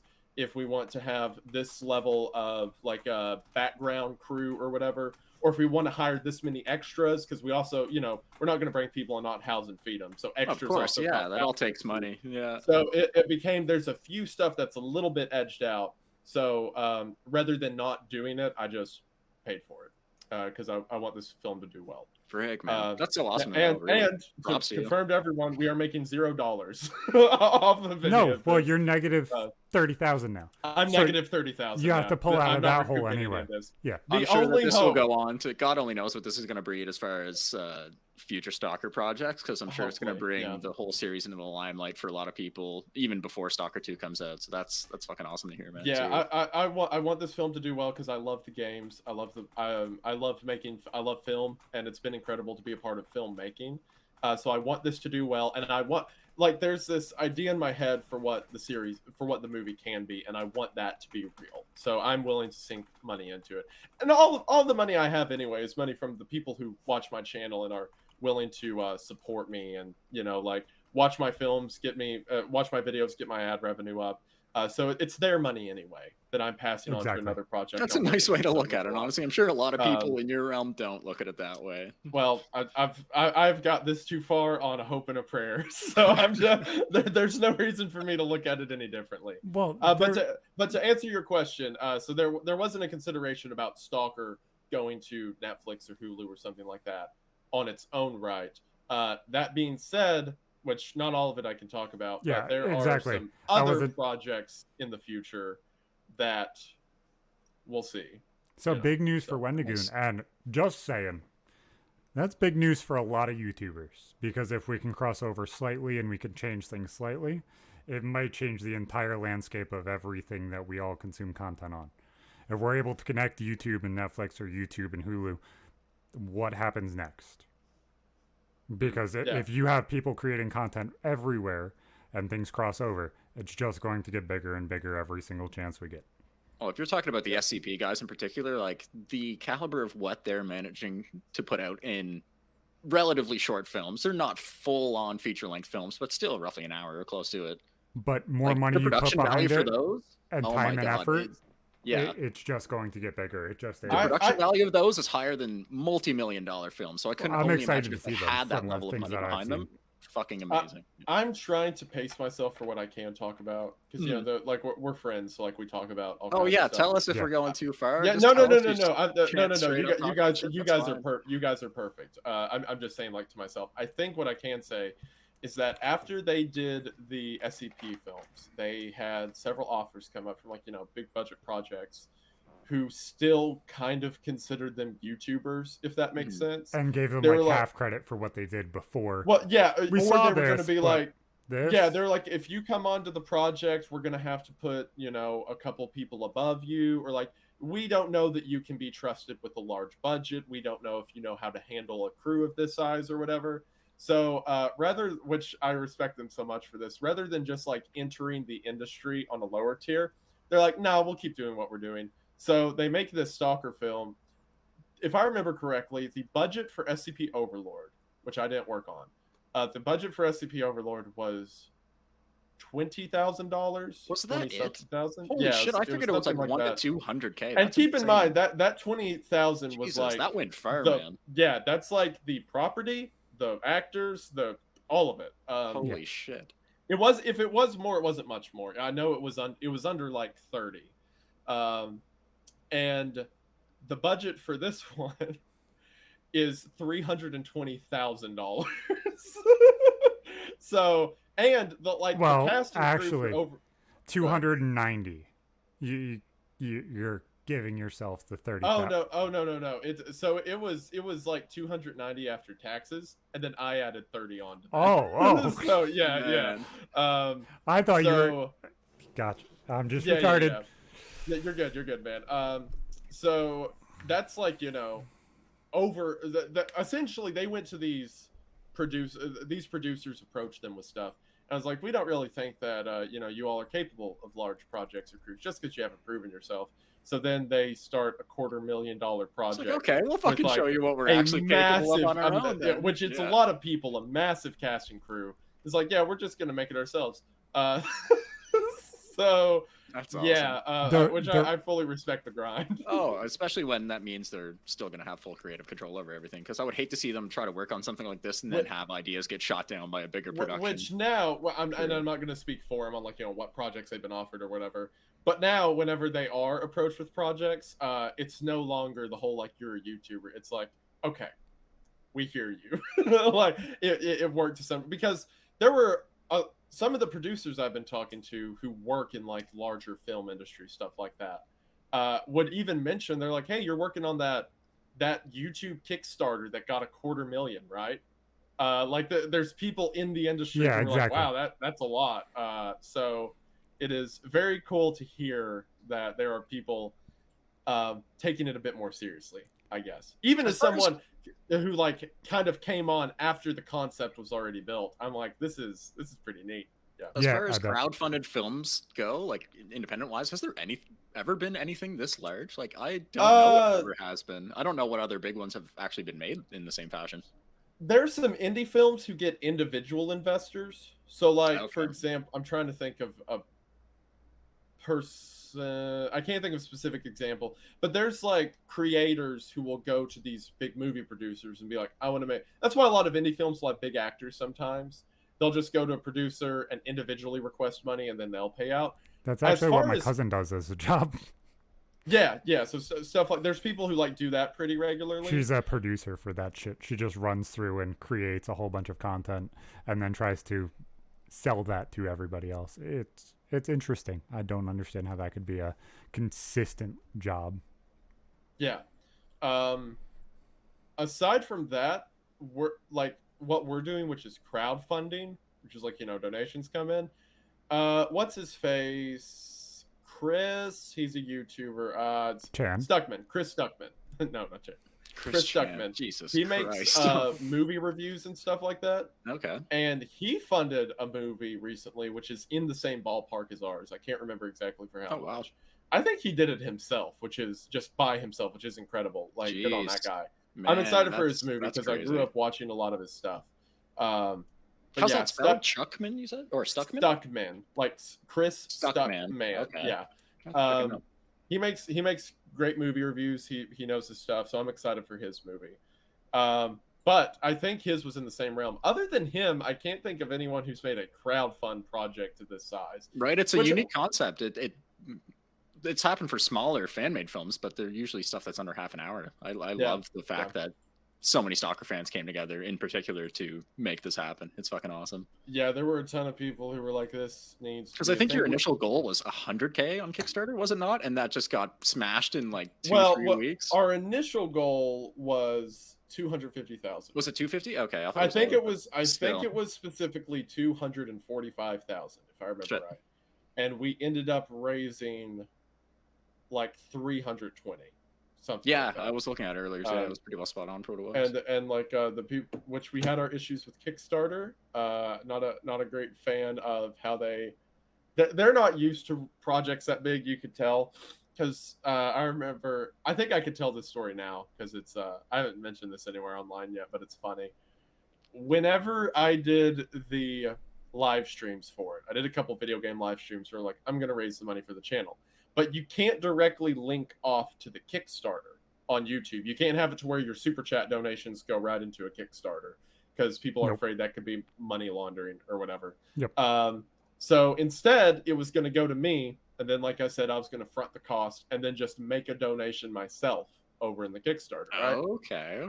So it'd that's be like how a lot of people do charity streams and stuff now too, because the same thing happens regardless. Shit. Of what. Yeah. So I was like, if I think we brought in 11,000 on one stream, which again, you guys are fantastic. No way! Wow. I was like, I'm just going to donate 11. I'll make a donation the next day of 11,000 into the Kickstarter. So I go to do that, and I did it through an email that was not. So I was listed as one of the creators on the Kickstarter, like. And that was a different creator. And then it was my email on there. So I go to make I make a different account that isn't related to that one. It was the account I've used for previous Kickstarter projects, like whenever I back someone. So I go to make a donation of 11,000, and they were like, "No, there is no way you're making this donation." So I get on contact with support. I'm like, "What's the problem?" They're like, "We don't allow donations of this amount." And I'm like, "Can I break it up?" And they have a hard cap. I would never have guessed. They have a hard. The hard cap is 10,000. They won't. Oh Jesus! They won't accept any more donations from dearskull.nv@gmail.com. No more. Yes, pretty much, yeah. So I was like, okay, can I like break this up? And they're like, you can break it up to 10,000, but you cannot give more than 10,000 even in segments to this one project. Yeah, no way. And I'm like, well, why would I I'm like, that's ridiculous, because I told the chat, 11,000 is going in there. I'm not going to pocket $1,000 of it just because Kickstarter's fucking weird. Stupid. So I'm talking to tech support, and I'm like, what if I have different accounts? And they're like, if you have different legitimate accounts, then you could donate it that way. Oh my God, that's so. And I'm like, okay, this is ridiculous. Whatever. So you have to verify you can't just like make fake emails, right? Yeah. You have to verify all of your Kickstarter accounts, and then there's like a period of time where you can't donate, right? So I donate 10,000 of the 11,000 on my normal account. And then I go over to my Wendigoon account, which is the one that was listed as a creator on the Kickstarter. And I go to donate $1,000. And the moment I do, it says my account has been flagged for money laundering. Fuck off. I was like, what? And they're like, you cannot, as a creator, donate money to your own project. So I get on tech support. I'm like, I did a charity fundraiser. Like, here's the I linked them the live stream. Oh my I'm like, I did the live stream. You can see the money right here. I'm not trying to launder cash. Why would I want to launder cash like a Kickstarter project? On one hand, it's nice that they're that when you worried take about it, because I'm 30 sure it's been fucking done. percent. When you take 30 fucking percent, bud, like fuck off.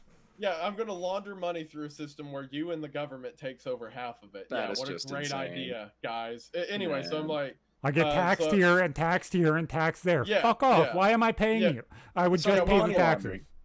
So I'm like, all right, so I've sent 1,000. I'm now flagged for money laundering. Can you unflag me? And they're like, no. You like, even if we unflag you, you cannot donate to your own project. And I was like, okay, well, how do you expect me to get this 1,000? Like, okay, well, what you need to do is you need to set up a third email account. And now you're flagged even like told your you name. to do that. They Jesus. told me that. So I set up a third man. account, and I donate that way, and they flag it again because it's the same bank account that the money laundering one was using. So now my account's flagged, and I'm like, what the heck? So I was on tech support with. It was also funny during this time because I was talking to the producers and stuff, because we were afraid we weren't going to be able to fund it, right? Because I had plans to do future live streams, and I'm like, if I can't do these future live streams because I'm going to get flagged, don't know what it's all for nothing, right? People, if you just go and say you're putting all that money into the production privately, there's going to be people who are going to call you out and say he's pocketing the money. Exactly. And also, the other big deal to that is Kickstarter's all or nothing. So if the Kickstarter does not you don't hit your goals. So if the Kickstarter, if I have $30,000 of donations to throw into the Kickstarter, but the Kickstarter raises 230, we don't get any of the 230. It has to go into Kickstarter somehow. So I was like, okay, I was talking to the producers, and I said, this was at 3 a.m. I was sitting right here, and I was like, I was over it. And I said, okay, what if I wire the money to someone else? Get one of the other... family member, like a producer, a family member, or whatever. I'm like, what if I wired the money to them and they donate it? And the producer goes, I think that's wire fraud. And I go, I don't care if it's wire fraud. I saw the FBI do it millions of times in the 70s. Fuck the FBI. This is not wire fraud. Only wire fraud if they find out. At my limit. That's also tax fraud as well, because they would have had to pay on the $1,000 they received from you. Of course. Yeah. So I was thankfully we have a producer who knows laws. So we didn't do that. So what eventually happened is I talked to. After this was a 2-week scenario. This was us behind the screens freaking out because we're like, there's no way we're going to be able to fund this. So I eventually talked to the Kickstarter people, and they say, all right, make a 4th email account.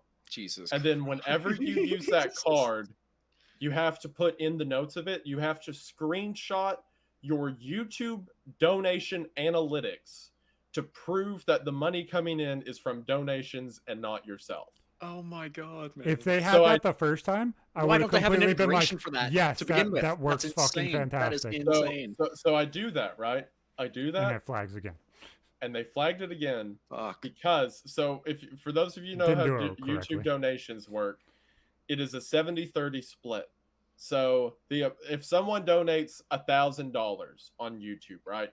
I get on a live stream, I get 700 $700. YouTube gets $300. It's a 70-30 split. Unless it's a super chat. It's super chats that the donation split 70-30. On normal ads, it's 55-45. So there's one of them that you get 100 to, which is why I said it. I might be saying it backwards, but there's one way to donate to somebody on YouTube that gives them 100. One way that gives them 70, and then there's kind ads, of like bits on Twitch, which is the only way to actually give all the money to the creator. Yeah. So the split that we had was 70-30. So whenever I sent the screenshot of how much money I made was the lower percentage.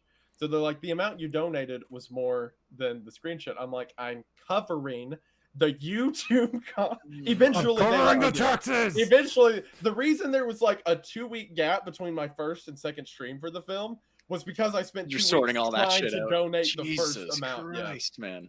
This is also in the midst of making other videos, writing the movie, doing all this stuff. Doing all your own shit in the middle of this. Yeah, man. Yeah.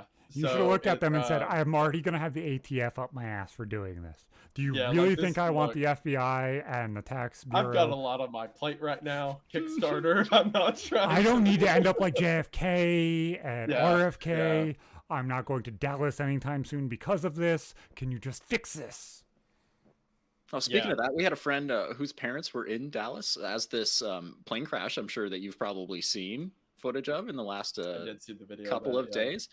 So this guy's parents, they weren't at that air show, but they were just, checking out a bunch of sites around Dallas because I don't think they'd ever been. And this guy was talking to his mom on the phone, and he just heard his dad screaming in the background as they were at the school book depository in downtown Dallas. There's no way he took 3 shots from a Carcano and hit a guy moving car. Fucking buckled. He was telling us all this on Discord earlier. Dad. Very cool. Man. He's right.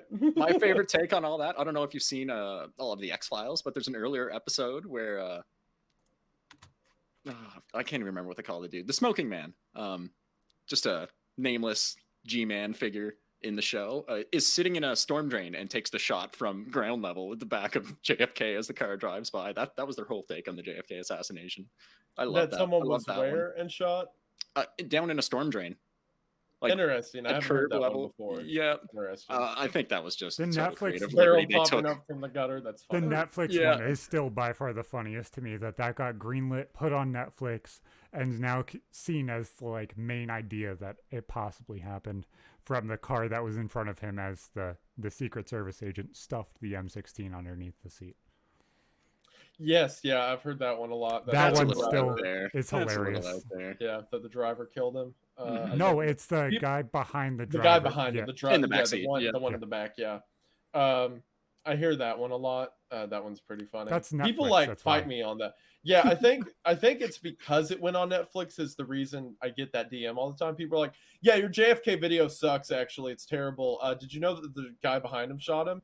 And I was like, where are people getting this idea? So since it's on Netflix, that makes sense. Yeah. Dumb idea. I looked into that theory whenever because that was a theory. You know, whenever I made the original JFK video, but it's completely unsubstantiated.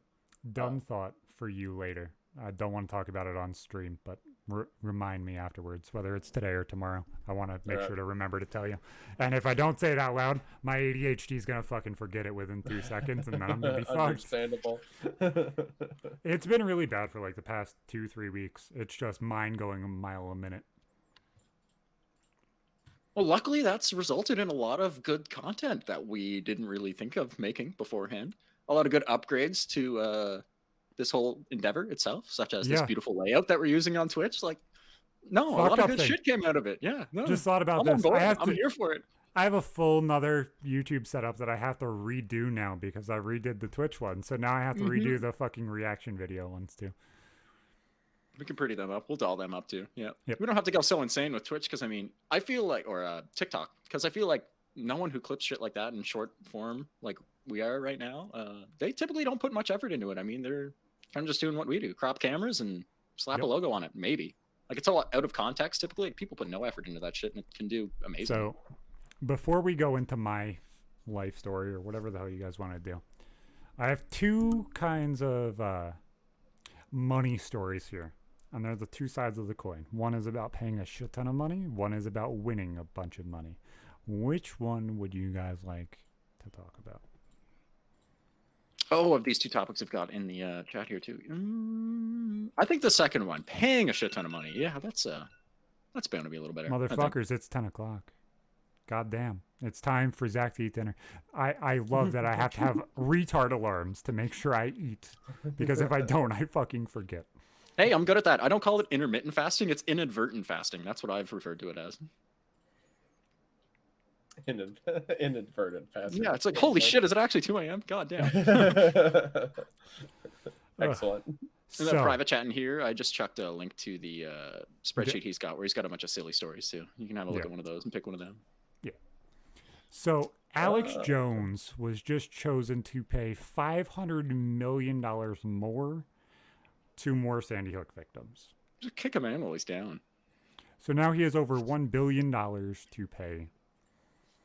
And the boys in the Discord were telling me that I was absolutely insane to say this. There is absolutely zero reason for him to be requested to pay that much. Number one, he never fucking will. They probably will never see a dime. They might see 100,000 max.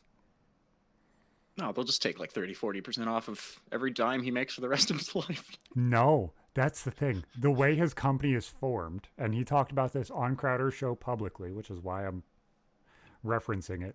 Are they just going to fold, liquidate all their assets, and then that's what they get? Nothing changes. He keeps his house. He keeps his cars. His house is taken care of. He's taken care of. His kids are taken care of. His business is taken care of. His business can earn $0. The only difference. Guess what? He's allowed to have a salary. Now, I'm not saying this is wrong. What I'm saying is this is such a big overstep to what needed to happen. It should have been a percentage change from before he said it and after he said it. Not every dollar that he earned after he said it. He shouldn't have said it. I understand questioning things, but when you do things maliciously, it's different. It should have been 20, 30, 40% when you see the increase of viewership and how much more money is spent. Mm-hmm. Not 180% of everything that's spent for the next 10 years. That just doesn't make sense to me numbers wise. Like, not pro Alex Jones or anything. He's literally paying more than Union Carbide did after the Bhopal disaster in India. Or where was that? In Indonesia? I know it was somewhere in Southeast Asia. That's insane, because that killed like north of 1,000 people, if I remember correctly. That's pretty I think it's crazy. I think, honestly, it's crazy. Because you do see the whole transparency there. Yes, he possibly did a very, very disgusting thing, depending on if he was being malicious or not. Now, I can't say whether he's extremely intelligent or absolutely retarded, if he was being malicious or he didn't know. I couldn't tell you. That's not my job. I wasn't a juror. He obviously has a reason to pay, and I think he should. It should be the percent change in between viewership, though. It should be the percent change in how much was bought and paid for afterwards. Right, they should take that into account, because obviously so many more people have moved to his platform since he's been excommunicated from everywhere else on the planet.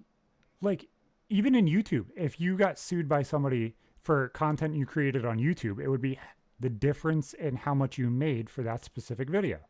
Yeah, that's all they would take into account, not stuff from beforehand. Even when you get DCMA'd now, that's what they're doing, is they're looking at your past videos, looking at your current video, seeing how much adding that music added to your video, and then allowing you to say, hey, this is the percent change in between the two. Why is that? Like, malice is the only reason why it's slightly different. It's comparing apples to oranges, but then, like you said, you can't really know his intent at all if you're not him, right? You don't know. Exactly. Like, nobody ever will. I just thought it was interesting. Stealing copyrighted content and then making these claims to families of people who. Well, DCMA's. I mean, either way you look at it, they 15 seconds. 10 or 15, right? Yeah, it's something like that. So it's not even like stealing completely full-on copyrighted content. That's 15 seconds. That's the crazier one. He's paying more than any pharmaceutical company has paid for in the entire opioid crisis. Yeah. Oh, yeah.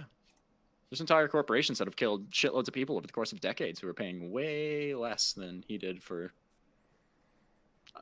arguably some pretty fucked up claims, but like, you know, not a good guy.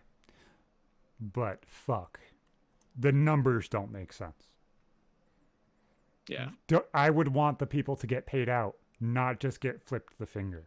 Right. The lowest amount for a single family is like 27 million USD. That's just wild. That is absolutely astronomical. And I would assume that most of these people are not going to be paid off proportionally. So $10,000 goes in even.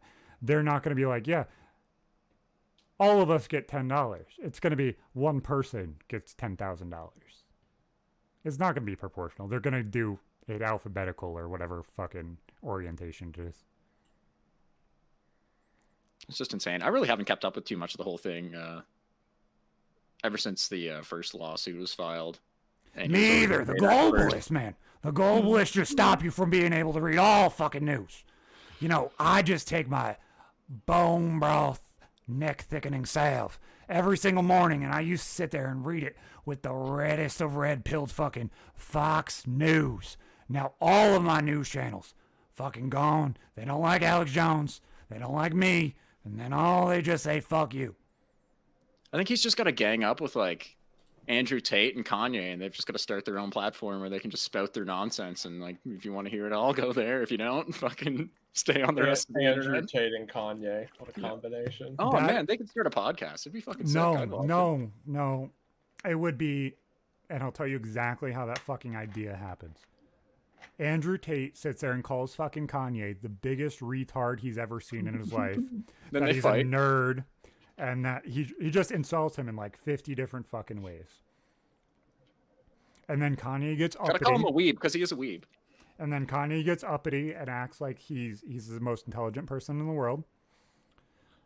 And then he storms off because he says, you don't even see my true genius. I'm Ye. Ye is like Christ. Slams the door. So, which one of these stories would you like me to tell, Wendy?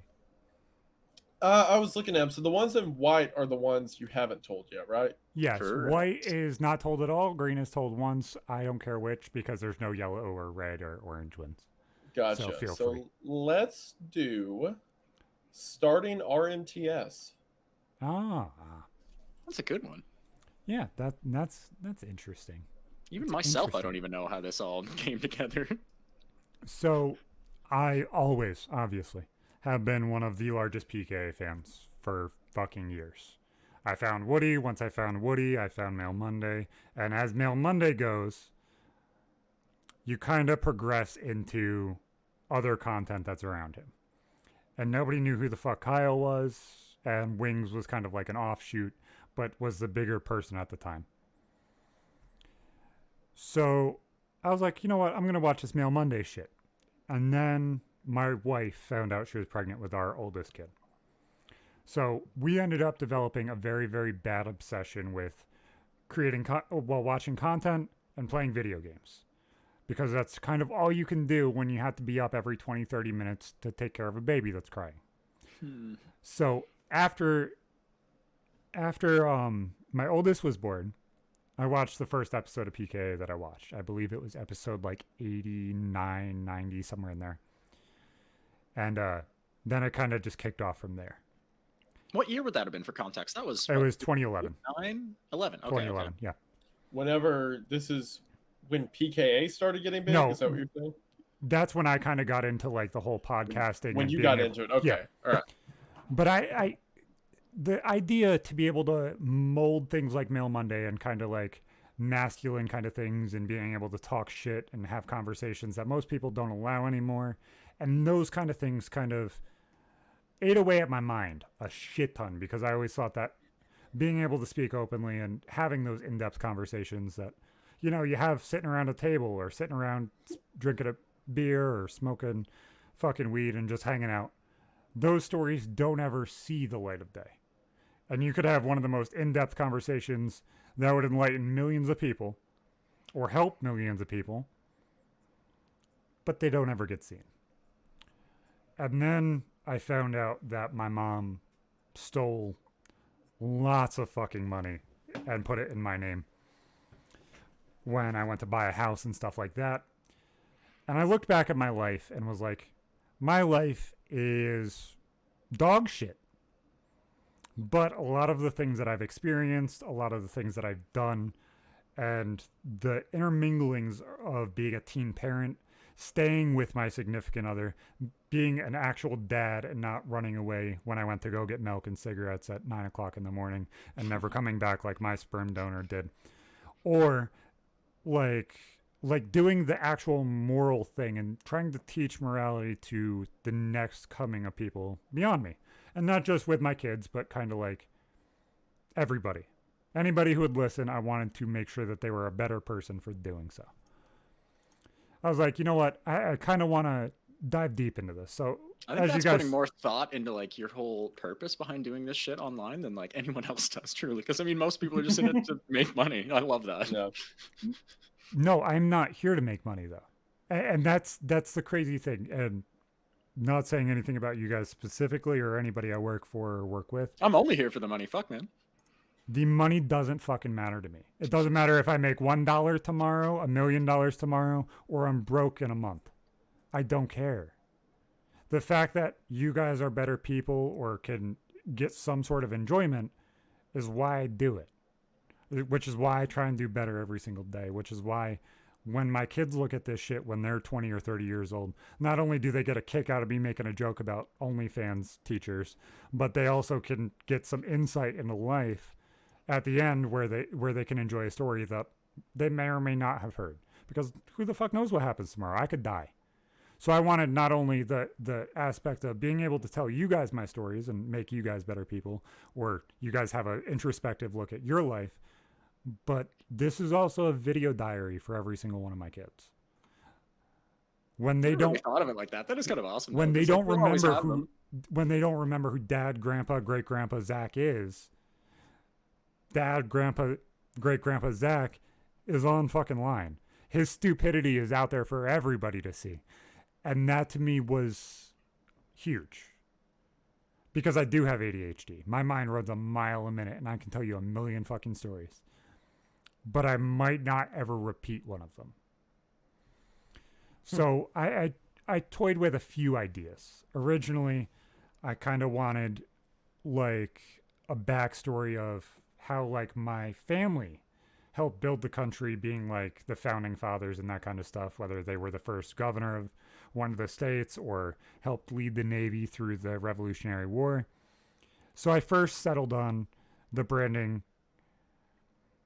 One Nation Below, which was my original gamer tag was Iconic Below, because I wanted to shoot off of Sub-Zero, which was my favorite character at the time. So Below Zero, and then Iconic, which was the gaming team that I was trying to form. I was like, nope, this doesn't look fucking good. I think it's still up on the channel if you guys want to go watch that shit. Don't. It's not fucking worth it. Then I transferred over to kind of like doing like short little snippet ideas of like things that were happening in the world and kind of just introspective shit about life. That didn't fucking work. So then I looked at my my son's godfather and I was like, hey, I want to start a podcast with you specifically. I said, I already have a name. I just need you to click accept video call on your phone. And then we do it and then we upload it. I don't care if you do anything for it. I just want you here. Never really came to be. The name of that was Apodcalypse with a twist of insanity, because he's fucking hilarious. I like that. And you gotta trademark that. Fuck. Yeah. The logo was a Jason character with the doctor's mask. If you look at some of the starter imaging and stuff like that on the RSS feed, it's still there. The name's still there. Sorry, I still own it, bitches. Fuck off. And then it kind of transformed into Real Men Talk Shit, because I was talking to somebody I went to school with. Actually, that Ganondorf's girlfriend, her best friend, he was a co-host of this show for like the first 5 or 6 episodes. Oh, really? Yes. So it wasn't Ganondorf.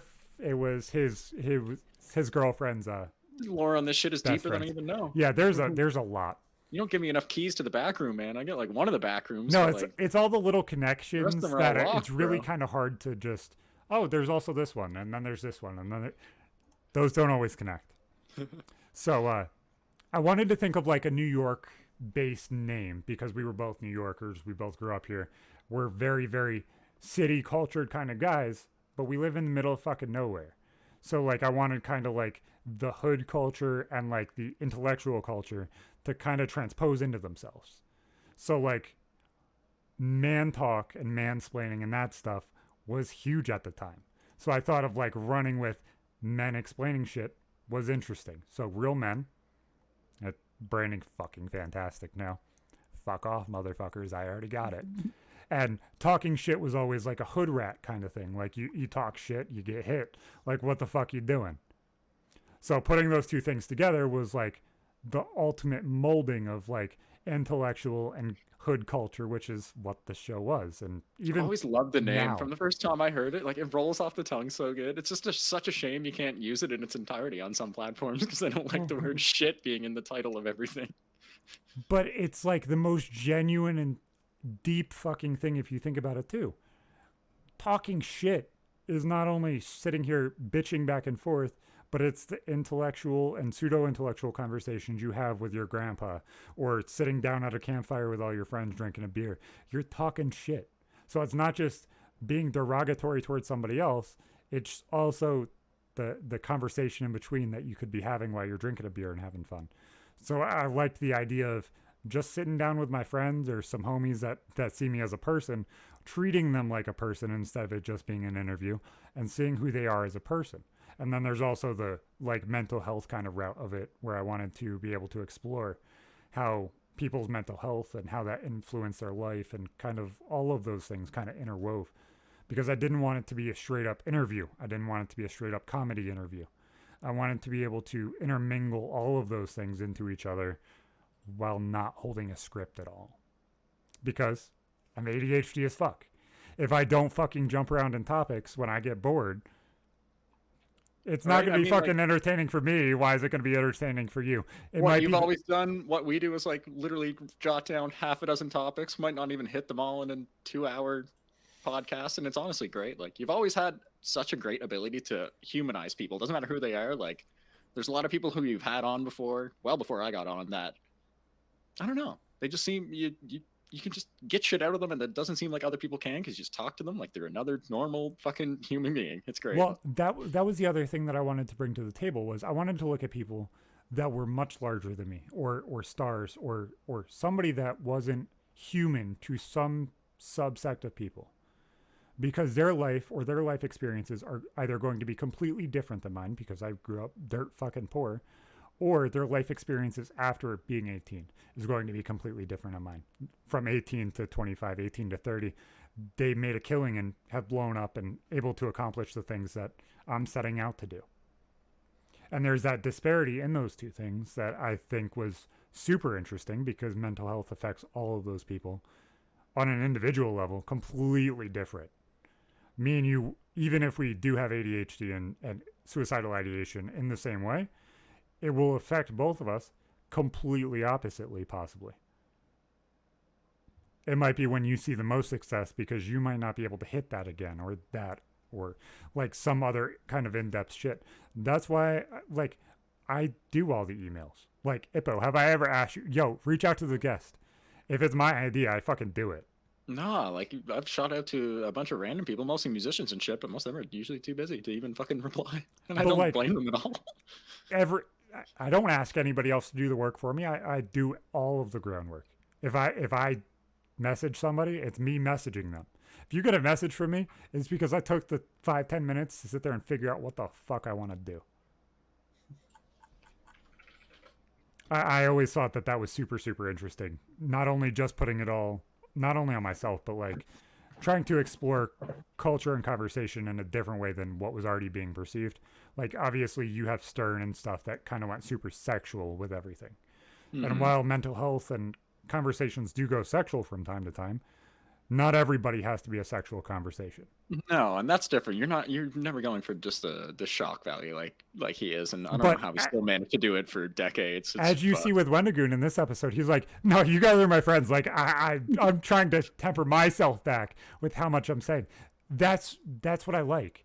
I like being able to not question what the fuck kind of relationship I have with the guest. You know what? Fuck it. I've had one bad experience with a guest. I did a back-to-back recording episode because I had one day. It was probably 3 weeks after the baby. No, it was in November of after the baby was born. So it was 2 Novembers ago. I recorded the episode of Red Jumpsuit Apparatus's lead singer and the voice actor for Ghost, back to back. And I felt like this was the most crazy fucking thing in the world. Like, those two things, music and being able to enjoy Call of Duty, were two of the biggest things in the world. And got done with the episode of the Red Jumpsuit Apparatus guy, and my adrenaline and everything just gone. And I started the next show right afterwards. Shit. So I fucking pick up the call with him, and I'm like, bud, give me a second. He's like, I'm eating cereal, man. I'm just eating cereal. Like, okay. Like, energy gone. Like, I have no more fucking ADHD. I'm bouncing off the walls anymore. It's 1 o'clock in the morning, and I'm trying to record so that way I have one for the week after, too. And I told him to introduce himself. He's like, bud, it's like you want me to work. What the fuck? No way. Did he actually say that? I'm like, fuck, man. Oh my God. Like, I know you from Call of Duty. I understand that, like, respectfully, if I go through your IMDb or your Wikipedia, I might pick out different things than you would. So the things that you're going to be more respected to or you feel more in depth with, those things are going to mean more to you. That's what I'm asking you to sell yourself on. Like, you're not understanding what the fuck I'm doing. Like, that's the only bad interaction I've had with anybody. Half of the people that I've had on after I joined PK has either added me on my phone to where I talk with them, like Wendigoon all the fucking time, like Aiden, like Brandon, or Drifter. Like, I talk to all these guys all the fucking time, like Harley, like, or they're people that just are around. And if I want the interaction, it's there. 0 bad interactions. I know some of you motherfuckers on Reddit, you motherfuckers called me out for a bad one. Wasn't fucking me. You know who you are. That wasn't fucking me. About an episode that you made here specifically, or not something here, on not PK? here. It was okay. It was an interaction with a guest of the Red Team, and supposedly it was a producer. It was not a producer. No. It was not me. I've only talked to him once. But did you end up recording that episode with the voice actor for Ghost? Yes, it's still up on my channel. Like I'm not. That's the thing, is no matter if I think it's good or Wendigoon thinks it's good or 2-bit guy who just turned into the stream for the first time thinks it's good, there's somebody who will enjoy that fucking content. Why do I care if I look like a piece of shit in it? Like, I understand that I was exhausted. I probably should have said, hey, let's do this another day. But I tried to power through, and I couldn't. There are times that I've dealt with that. I think with some of those guys, especially people who aren't, like, familiar with YouTube, so to speak, I have noticed a few of them don't really get podcasts. And I'm not sure how much that's, their downfall as a person, so to speak. It's just they're so used to like business interviews and stuff like that, where it's like, all right, I'll come on, I'll get paid or whatever, that they don't get. This is supposed to be more of like a, oh, why don't you open up? Why don't we talk? Why don't this be more of a kind of down to earth? We're just guys having a conversation. So to some degree, I almost get it. Go ahead. Sorry. In that same interview, he also talked about his suicide attempt and how he was a drug addict and a drunk and everything else. Like, we were able to actually connect and work on things. Damn. Wow. Yeah, so it sounds like he turned around on that. But the beginning of that episode, oh my fucking God, I wanted to shoot myself in the foot because I'm like, I gotta go back and watch I fucked this one completely up. Like, it's just the trials and tribulations of not only creating content, not for the first time, but like every time when you're growing, those steps are fucking huge. And the next show is probably going to be even better than this one, and it's just going to keep going. And there's going to be a shitty one at some point, but I do want to say that's just how it is. You hit and you miss. I just feel like it means so much more when you can actually build personal relationships with the people you have on and know that they are willing to come back sometime, even if the episode itself doesn't do great, like viewership wise or revenue wise. It's it's awesome knowing that you can just humanize people who building the relationship as idols, especially content creators. Like, man, building the relationship in between the people is the most important and interesting thing to me. Fuck yeah, definitely. I love getting to meet new people too, man. I'm living the dream, you know what I'm saying? Like, I meet interesting people almost weekly. People that I've looked up to, people that I've interacted with that I never expected to, because I was like, dude, I just want to fucking run into them in Call of Duty. Like, that's all I fucking wanted, was to run into people like Hutch, and I got to hang out with him for the second time last week.